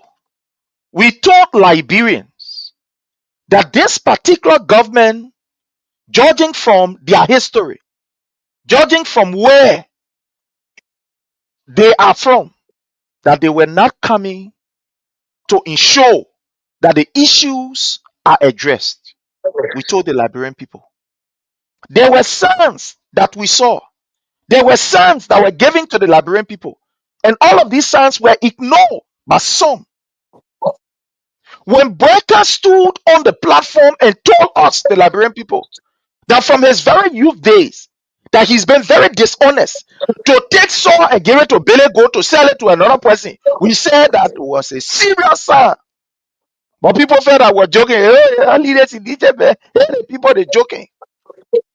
When Breaker sat on the platform and told us that they squandered opportunity, we say, hey, my people, this is a sign.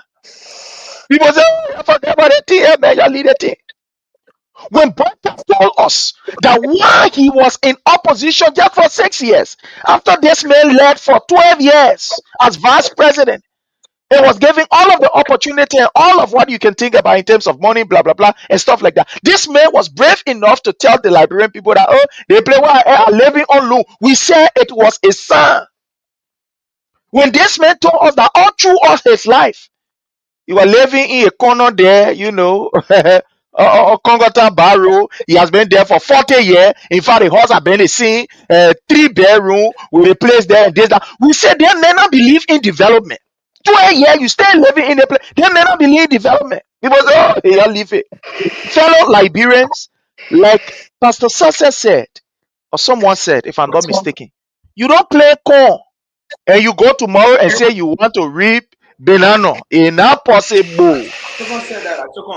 Yeah, it's not possible. Possibility is not there. We saw all of the indications that this man is unserious. But Liberians, some of you, you decide to refuse to take those warnings. Today, I want to ask you a question, fellow Liberians. Where are the friends of Joseph Numa Boeka? Because this man busted his own record. He told us he get friends in higher places. When they brought that yellow machine, he made us to understand that, oh, the yellow machine baby that we're talking about, that one of my friends went to, how you call the place there, South Africa, that day one gave me machine for me to bring it to the Liberian people. We're playing a friend, he ain't afraid of color speech. That today he going to China, he ain't afraid of not speaking again. The friend that when he said we're going to bring, in 90 days, the whole role in Liberia, you are going to be paid. Where the friend at? The friend that when he told us they were going to bring job, my people, we're playing the friend there, they're not speaking again.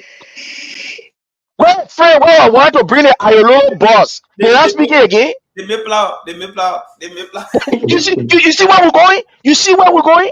When Joseph Newman Brother told her when he can, in fact, everything will be okay, everything will be smooth. Where are we, fellow Liberians? Today, the only thing that we are seeing in government, like Robodowa, you said, Nelson will talk about it, is nepotism. I'm from Lofa and Grand Cape County. Now, only Kisi they have in Lofa County. I'm a bandit man. I'm a mended man. I'm a VAR man. And I speak all of, you know, all the other thing there. Now, only you see people that get in love about that one part we're talking. That's another day for another discussion. We don't want to go there. But fellow Liberian, look at the news that have just come out on the internet, right at Executive Mansion website. Joseph Numa Boyka to create over you. The man where is an expert in that area. Adam K. Lincoln. Yeah, deputy is you're not supposed to be here. Only because the people say, Mr. President, we're proceeding in that corral. Few days ago, we have monkey paw. The monkey paw worker in the country, you decide to use it as a political tool. My people, hey, you see another trouble coming to us again. Hey, you see trouble coming to us. We're talking about here, you're putting forward. The people making hospital better in our country to be political. The man who they put, I don't have no problem with how you call with Chris Duanya, even though he has his own little differences and what have you. But he is an expert in that area. Over the period, he has done some, he has done some work. We are proud of him as a Liberian. We can say that, void of our own political affiliation or what have you. He's somebody that I cherish. If today Joseph Numa Boyka can play politics, only because the men say, but they monkey pop that happen in the country, you're doing politics with you. You want to do straight thing with you. Joseph Numa Boyka get very I'm moving the men from there. I will bring my Kissy man. I will bring Kissy woman Sia. I will bring Sia because Sia will not talk that kind of foolish shit to me. But guess what? But Prince, but Prince, why you're angry? Why you're angry? Why you're angry? The dismissing these guys are still bad. They are still bad.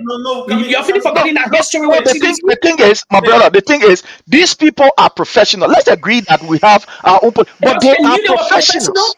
They knew they were professional during the George Weah era. Let's add here, right? They are all things back. Yeah, that's true. But here's the point. This girl, just a point that this girl, she's a daughter of Ivan Komana.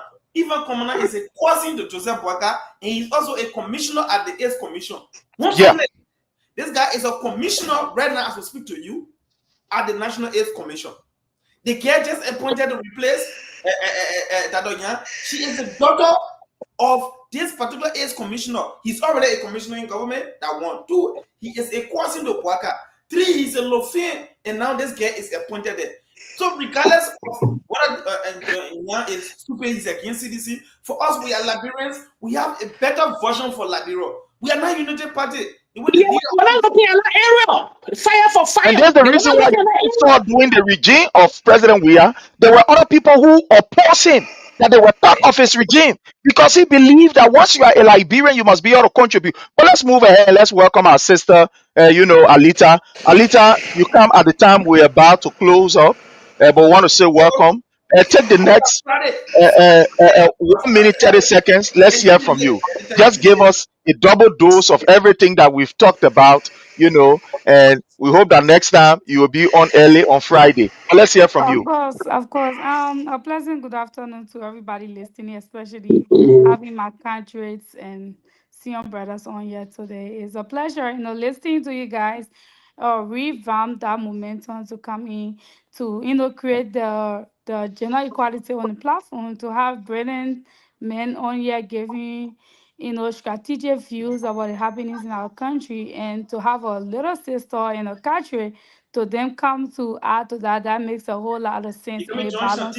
You can be John Shanti. There's a female already with gender sensitive. So you Okay. I haven't had it, but this is a platform. This is a platform I'm always on. But anyway, good to see you guys on our own and giving. The issue that has to do with our country is so many right now. To see people that boast so much about education and we come to a extent to prove it, and you failing so many capacity is shameful and disgraceful. The UP government boasts of being more educated. They understood what governments were. They came with more strategy, according to them, quote unquote, a scheme called Rescue Mission to transform our people's life. Instead, they are taking our people's life backward, and to see that the justice system, and to see that we have people that have on high level of leadership, especially when it comes to the police, Tito Aji, who is misbehaving in the country, running the country with no proper guidance, just doing all kinds of things. It worries us as Liberian and sitting, in America, looking at our country where it were 3 years ago and see where it have gone back to. It is such a sad thing. But notwithstanding, we're going to keep giving our view, because the matter of fact, we told the Liberian people that UP government had nothing to offer. Because this man was vice president, we didn't see nothing there for the area of quote unquote experience. They didn't have nothing to show, nothing to prove. At the end of the day, Our people made this mistake and they have to live with it for the past 3 years to go. But we almost to the end. We're almost to the end.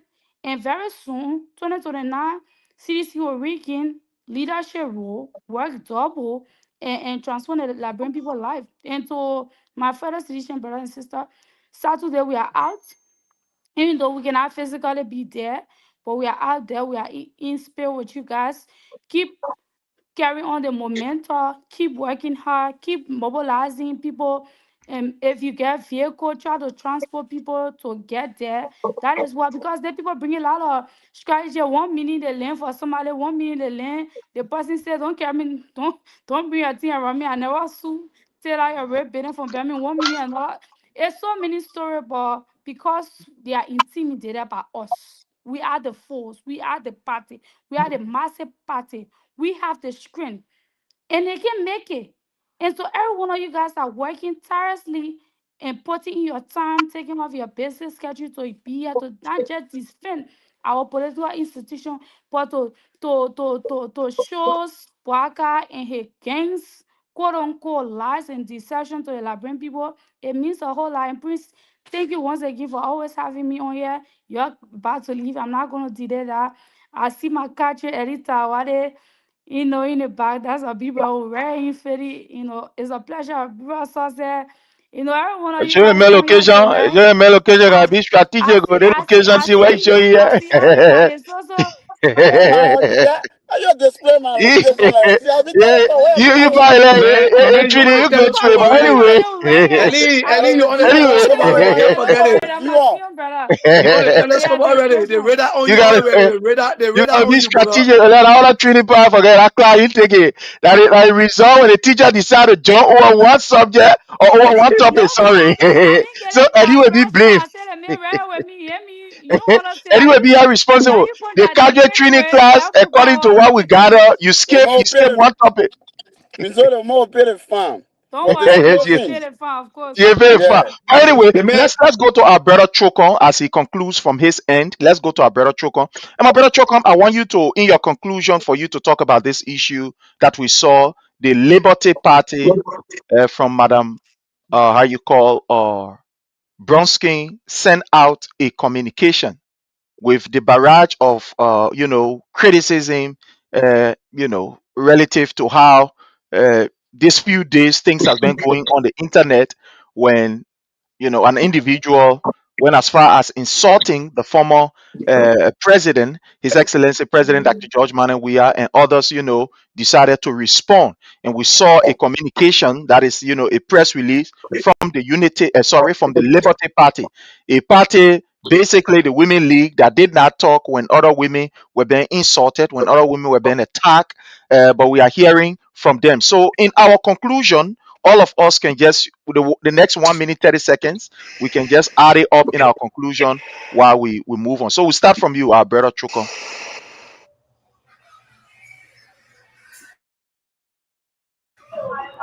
Am I clear?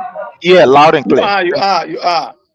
Yeah. So for me, let me say thank you. Sometimes the leader that we follow, call His Excellency Dr. George Manneh Weah. There are some attributes of him. Sometimes we want to disagree, but again, we find ourselves in a party where you must be disciplined. You must follow your leader and follow the things you do and do what he say you should do. But between you and myself, with the exception of it being seditious, I choke on grade, grade. Some of the things I want to say on the internet, I say it, people will go to bed, they will cry. I swear to the God that I said,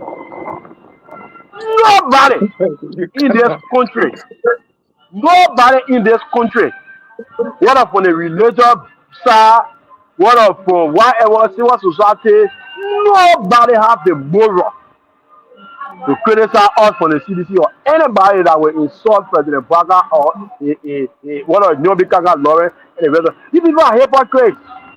And so now I can want move myself for ECDC. I wish I could just suspend my memory and be the person I want to be. So really tell the people what they really want here.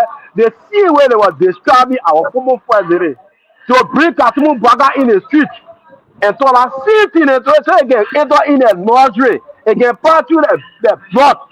Again enter the vein. Then they will know that from the former president she had children, she's a mother. See the same way God marry. Let me say Katumu Baga is a mother. If people don't have moral, they can't cut down somebody say somebody rule or somebody not rule. If I was not citizen, if I was not somebody that is a member of the CDC, these people will go to bed crying every day because the thing I will tell will not be easy. I will insult them on a day. If I the one will describe them, it will not be easy. So that's why I have to say, in regard to the Liberty Party people who were we had a lot of in or they had a lot of data on the phone and they thought they could post two paragraphs together in the name of press conference. I consider that as a hypocrite. I consider that as nonsense, and you don't have the moral. What you should be grateful for is that we have a leader that is called George Manneh Weah, who don't believe in fire for fire. And I want to give you some more hard time we can go by what he said. But if not so, the fire for fire we're going to take it that door. They see where design or we're going to design you. So in conclusion, I will ask all of my motorcyclists that are following this live video. As your president, I would not want you to mind Gregory Como. I think the curse for President Braga is what affecting Gregory Como. You know, Gregory Como during the early leg government, he presented himself as a professional young man. But you know, sometimes when you are associating yourself, they say your surrounding got impact on you, right? Your surrounding. So Gregory Como is associating himself with a cursed man called Braga, and that curse continues to flow down to all of the lieutenants. Gregory Como could not do this on Eddie Johnny Sally. Gregory Como could not look at a seated lawmaker and beat them. Gregory Como, some of the things Gregory Como doing, could not get a police people order to kill innocent people using gun on live camera. He could not do these things.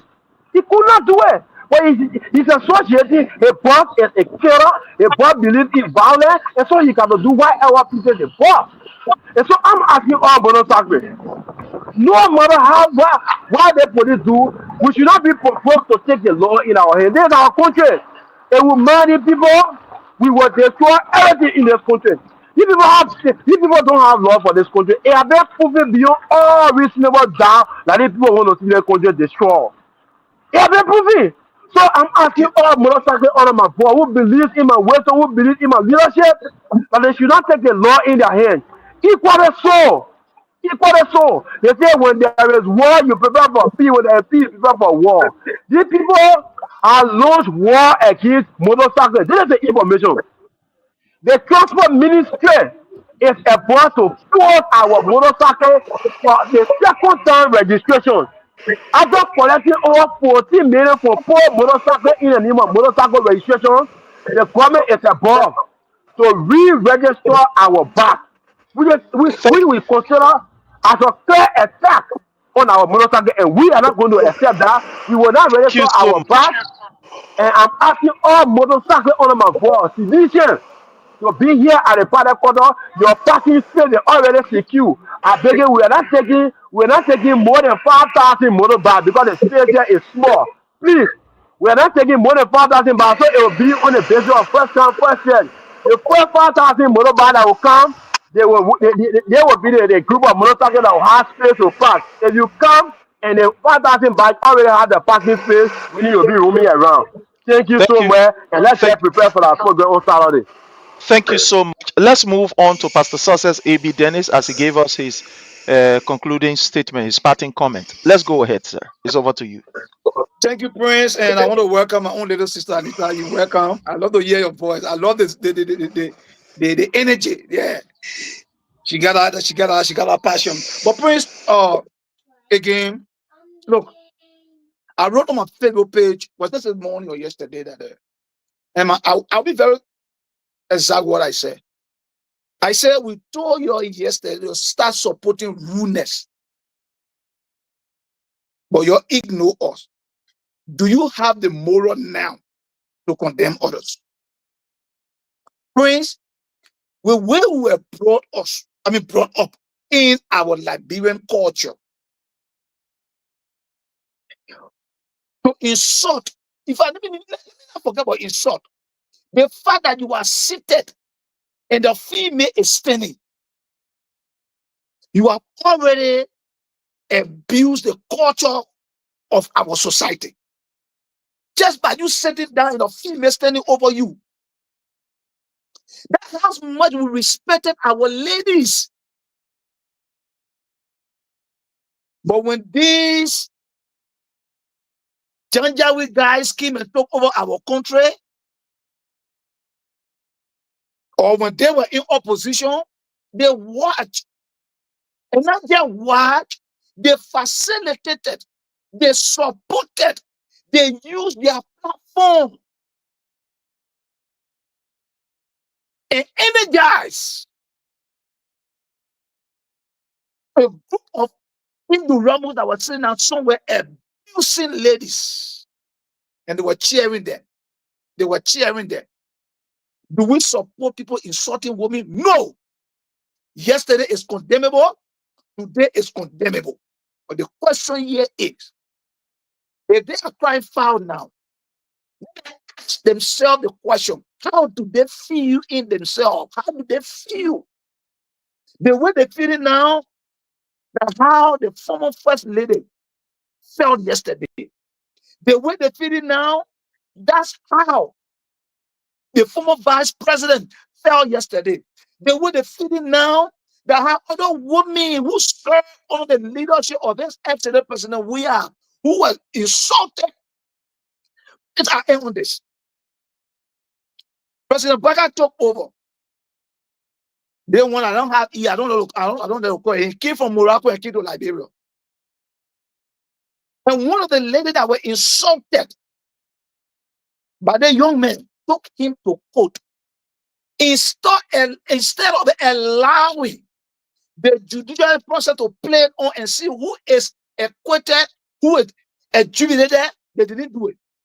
They sat at the executive mansion and authorized the court that in Liberia, we don't hold people responsible for what they say with their mouth. Person is free in the country. You can abuse and go free. You can do that. We don't know how no more moral issue again. So allow them to put that case out and they threw Judy and the case out of the court. Today, they see people are coming back to talk about how women are being degraded. They get back again. Thank you. So I want to say this to my fellow citizens. 10 out in your number. Don't mind those people coming and say, no, our program will be held. It will be grand. In fact, some are looking for tickets now because invitations are coming for us to go. Thank you. We'll be there. Thank you so much. Let's go to our brother Jake. My brother Jake, let's hear your parting comments, sir. Unmute yourself, please.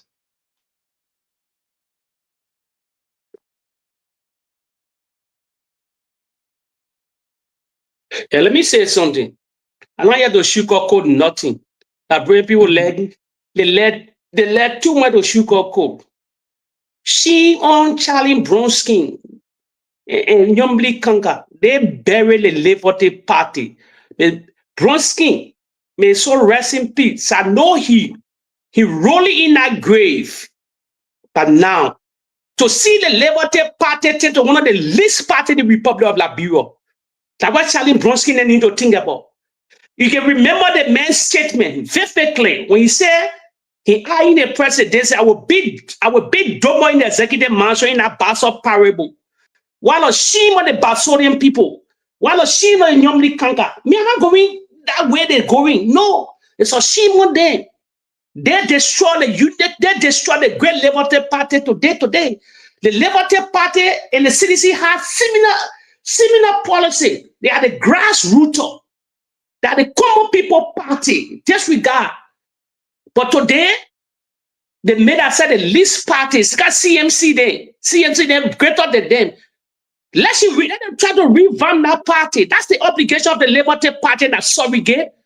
Where was she when Daniel Sano was causing Alexander Cummings? She made any statement? Let the CDC down. Then let Right me tell here. you, I I'm told right people here. the division within that land started from the Unity Party. You're lucky or not. You go to video. When President George Weah told the mantle that authority, Liberian people, you're gonna forget who he visited. He visited Joseph Yima Bwaka at the rehab community.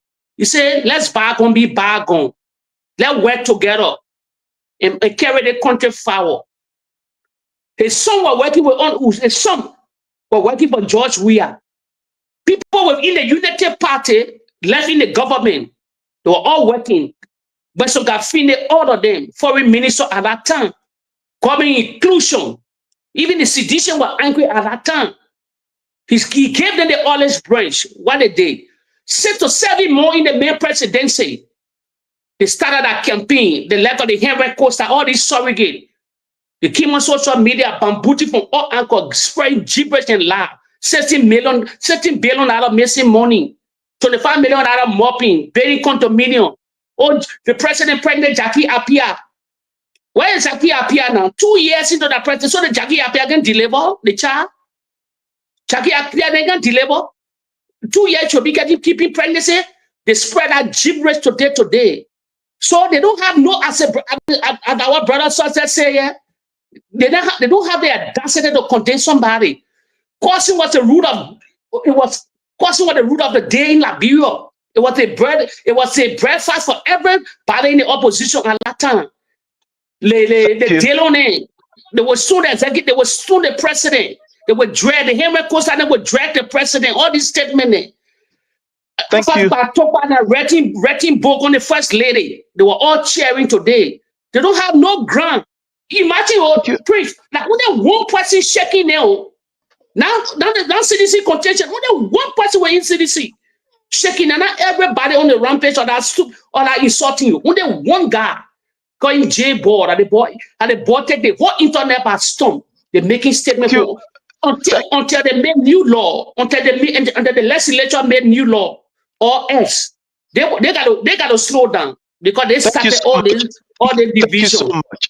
We move on to Eddie Trawale. Let's hear from you, sir, as you conclude.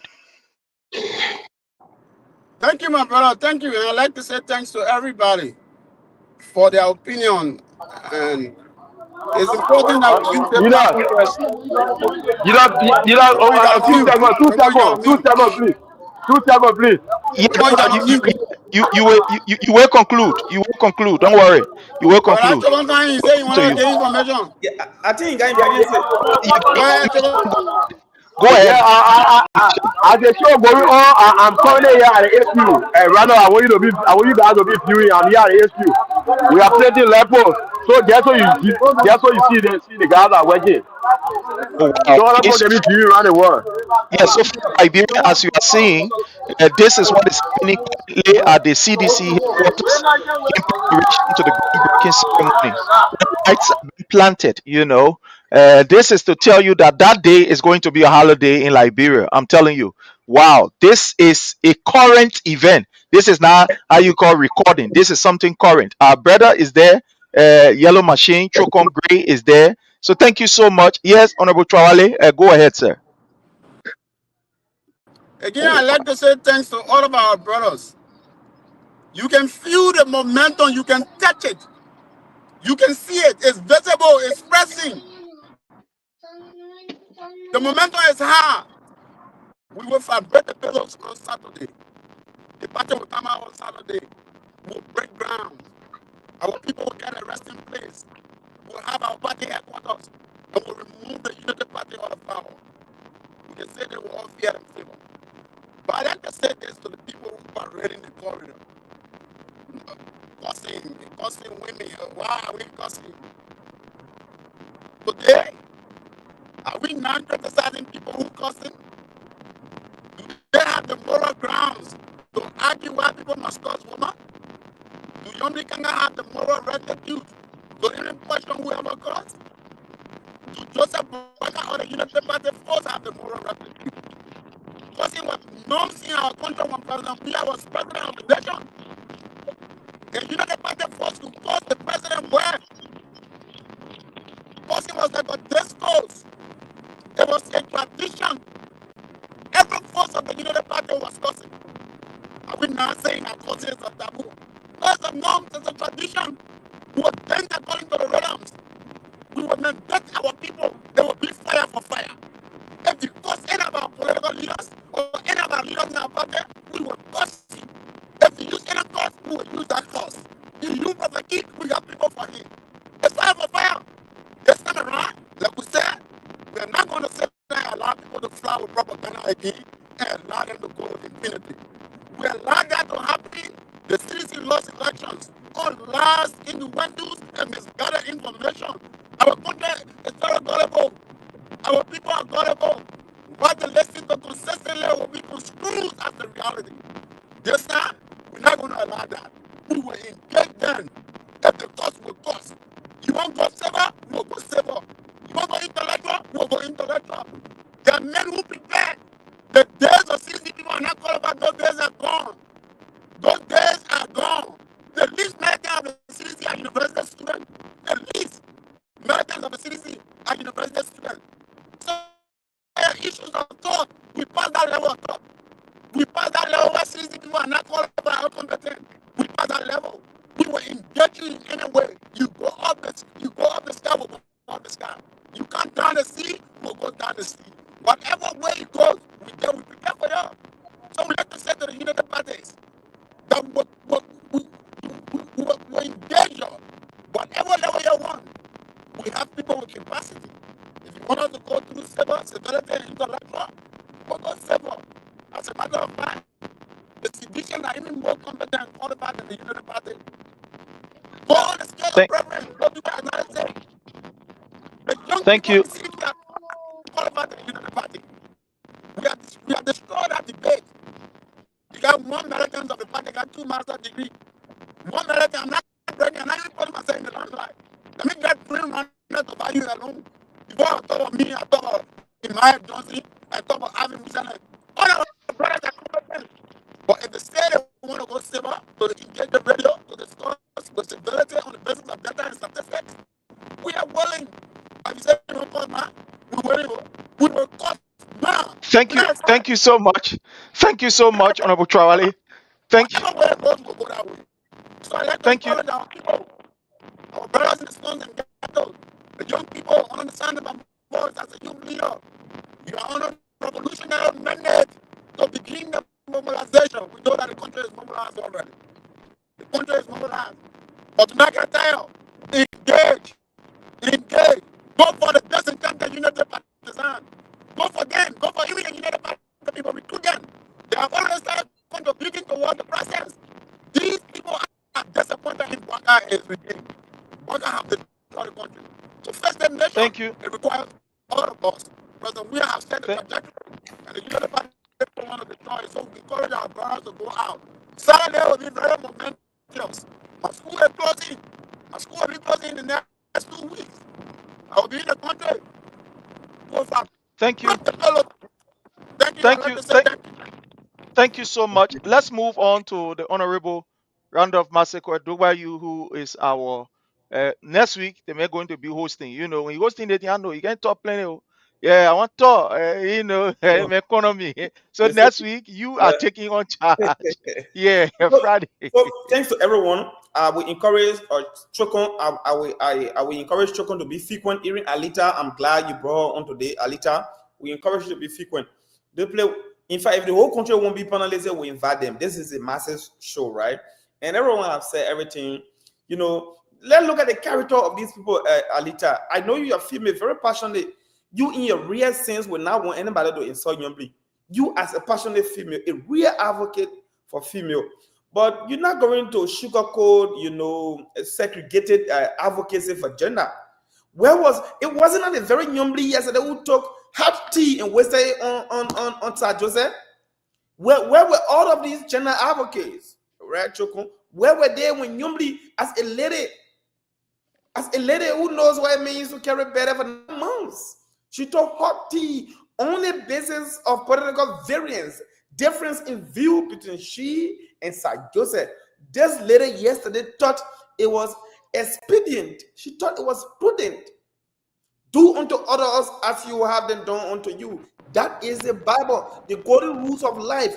Karma is very real. Yesterday, she wasted hot tea on Sir Joseph because of difference in political thought. This is the lady today talking about people bad mouthing her.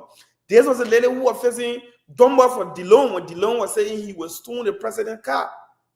This lady accommodated and hawk Prophet Key for manufacturing and distributing insults on the presidency, on his dead mother and his dearest wife. These people said nothing around here. When Ava wrote a book, a remonstrance of man cause insult, women cause, big gigantic cause. These people said nothing around here. It tells you what the mindset is.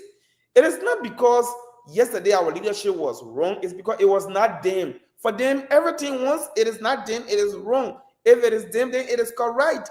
That is the leadership you see today. That is the leadership you see today. So let me salute Susan Bangay and I call this girl called Tracy Vincent and this ambassador. There's an ambassador. These are heroes. Look, tomorrow we'll play the clip. There is a clip from I think the current information minister also. They were saying Yeke is nationalistic. Yeke is this. Yesterday we'll play that clip tomorrow. On Friday, right? We'll play that clip. So today, the very Yeke has vertically erected in their hands and they say we should demonize Yeke. No, we're not going to demonize Yeke. That is the stage you set. So, fellow Liberians, in conclusion, let me say this. The Unity Party will always remain a Unity Party. This is why we have set the Redemption Hour. This is our disaster response platform to respond to the failed regime of the blind Unity Party led by, Joseph Walker. This is where we come to cut through their deceit and their deceitful policy. In the end, we want to deliver the hard truth and rejuvenate the lost hope of our people. This is where we come as a group of Liberians who live mobilized with the spirit and garment of patriotism to bring the opposition together, to hold the Bwakai government accountable, to make them to understand that all of their broken promises have no corridor for the people. The people can no longer gravitate towards their lies, deceit, and propaganda style of leadership. Their incompetence will be exposed here. This platform is the people's megaphone. This is Ono de Palava. This is the Redemption Hour. This is where we gather to chant the cause of liberating our country from the clutches of the so-called rescue regime to the buoyancy of endless prosperity. So thank you very much. We meet again on Friday. Thank you very much. You on mute. Sorry. Yeah. Thank you so much, Honorable Dogwayu, and to all of our people who came on. We want to say thank you so much. Again, fellow Liberians, we want to conclude from our end like this. The country is in a backward stage. We are retrogressing. Somebody say print English to be. When people are going backward, we're going beyond. The place that President we are left the country here, we are going back. It is so comical to see the unit. It looking funny, my people, for you to see Unity Party trying to compare their 12 years or 14 years going with a 6-year government. So now I said I can just laugh. I said the people they're not even serious. Oh. This is to tell you that these people are unserious. They have no plan. For the fact that you can see a Unity Party who left for 12 years and now they are there for another 6 years. They will be there for 18 years. They're fighting and trying to compare themselves with even a 4 years old government. Let not even say 6 years, 4 years, because all of us know what happened during the first 2 years of this particular of the CDC government. We know what happened. How the COVID-19 took over like if I was a pandemic all over the world. The war all over was shut down. For 2 years, the war was shut down. But even in those 2 years, His Excellency President Dr. George Manneh Weah did not renege his responsibility in impacting the life of his people. His developmental agenda was never thwarted or it was never hindered by even Corona. That even caused this America that we're living in to be shut down. Nothing was happening. Businesses were closed.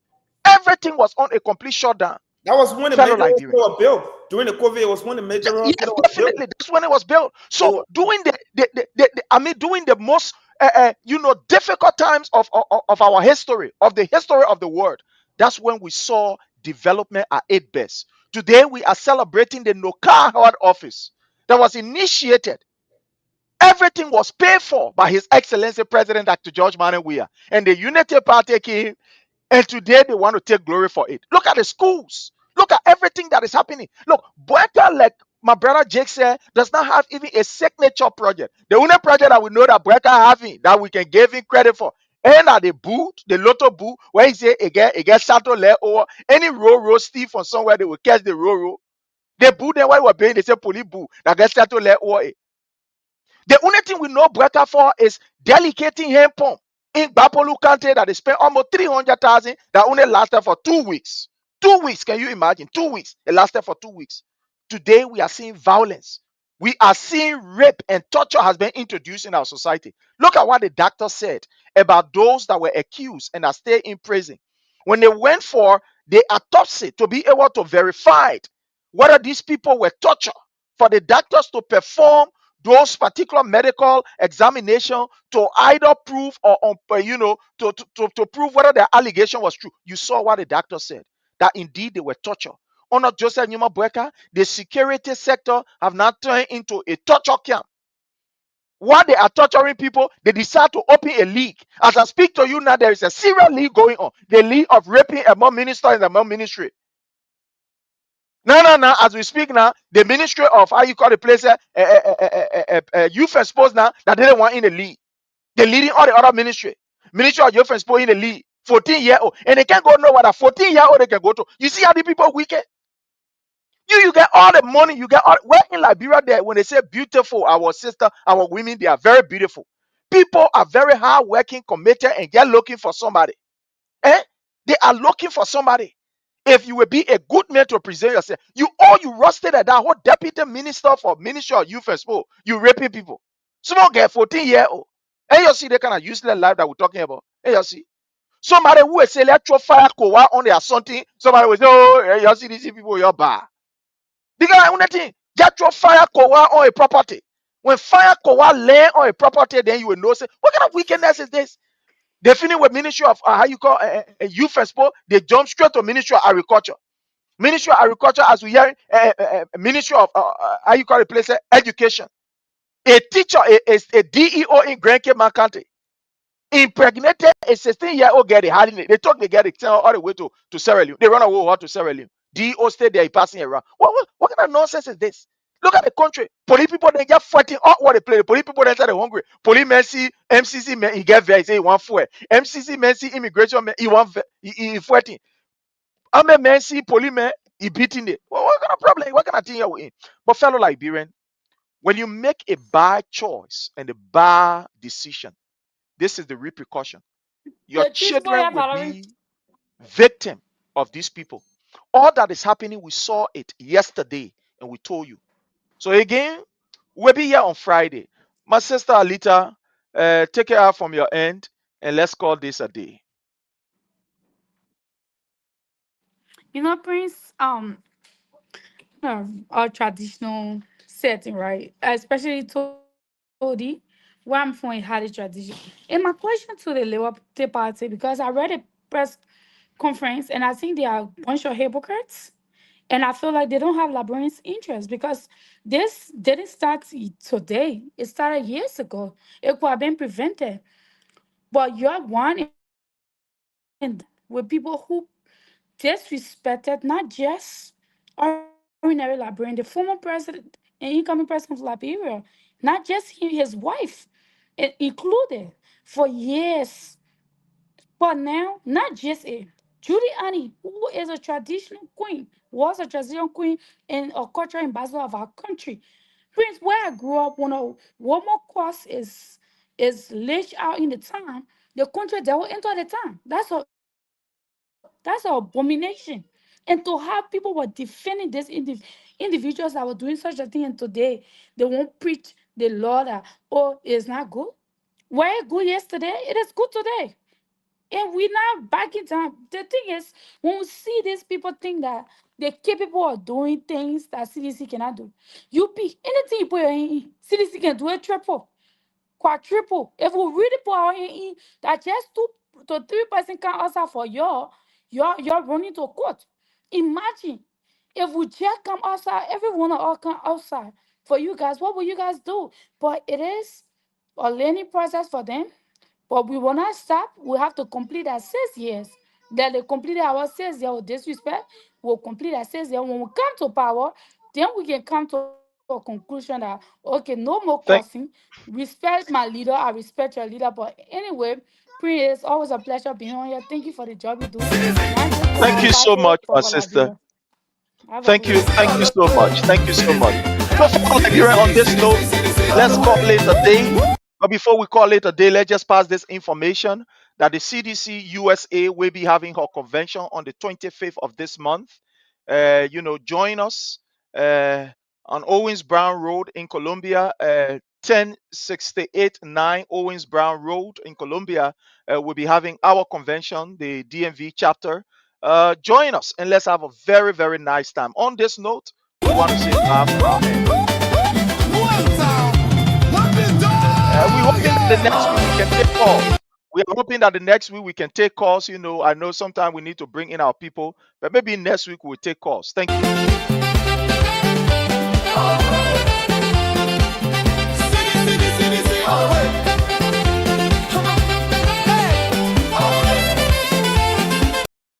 We will not allow small children to sell market when they should be in school. They should be in school. We will not allow those young ladies just go in the street whole day yourself. The money you make can't even buy rice. We can't do it. We want to put dignity on our people. And that's why we're here. That's the mission we have. And I can assure you, if you check your calendar, it's exactly 4 months from today. Today is the 10th, right? When is the election? You start checking. 4 months to the date. After 4 months, you will see a new Liberia coming up. You will see a Liberia that will give you hope. You will see a Liberia where corruption will be king of the party.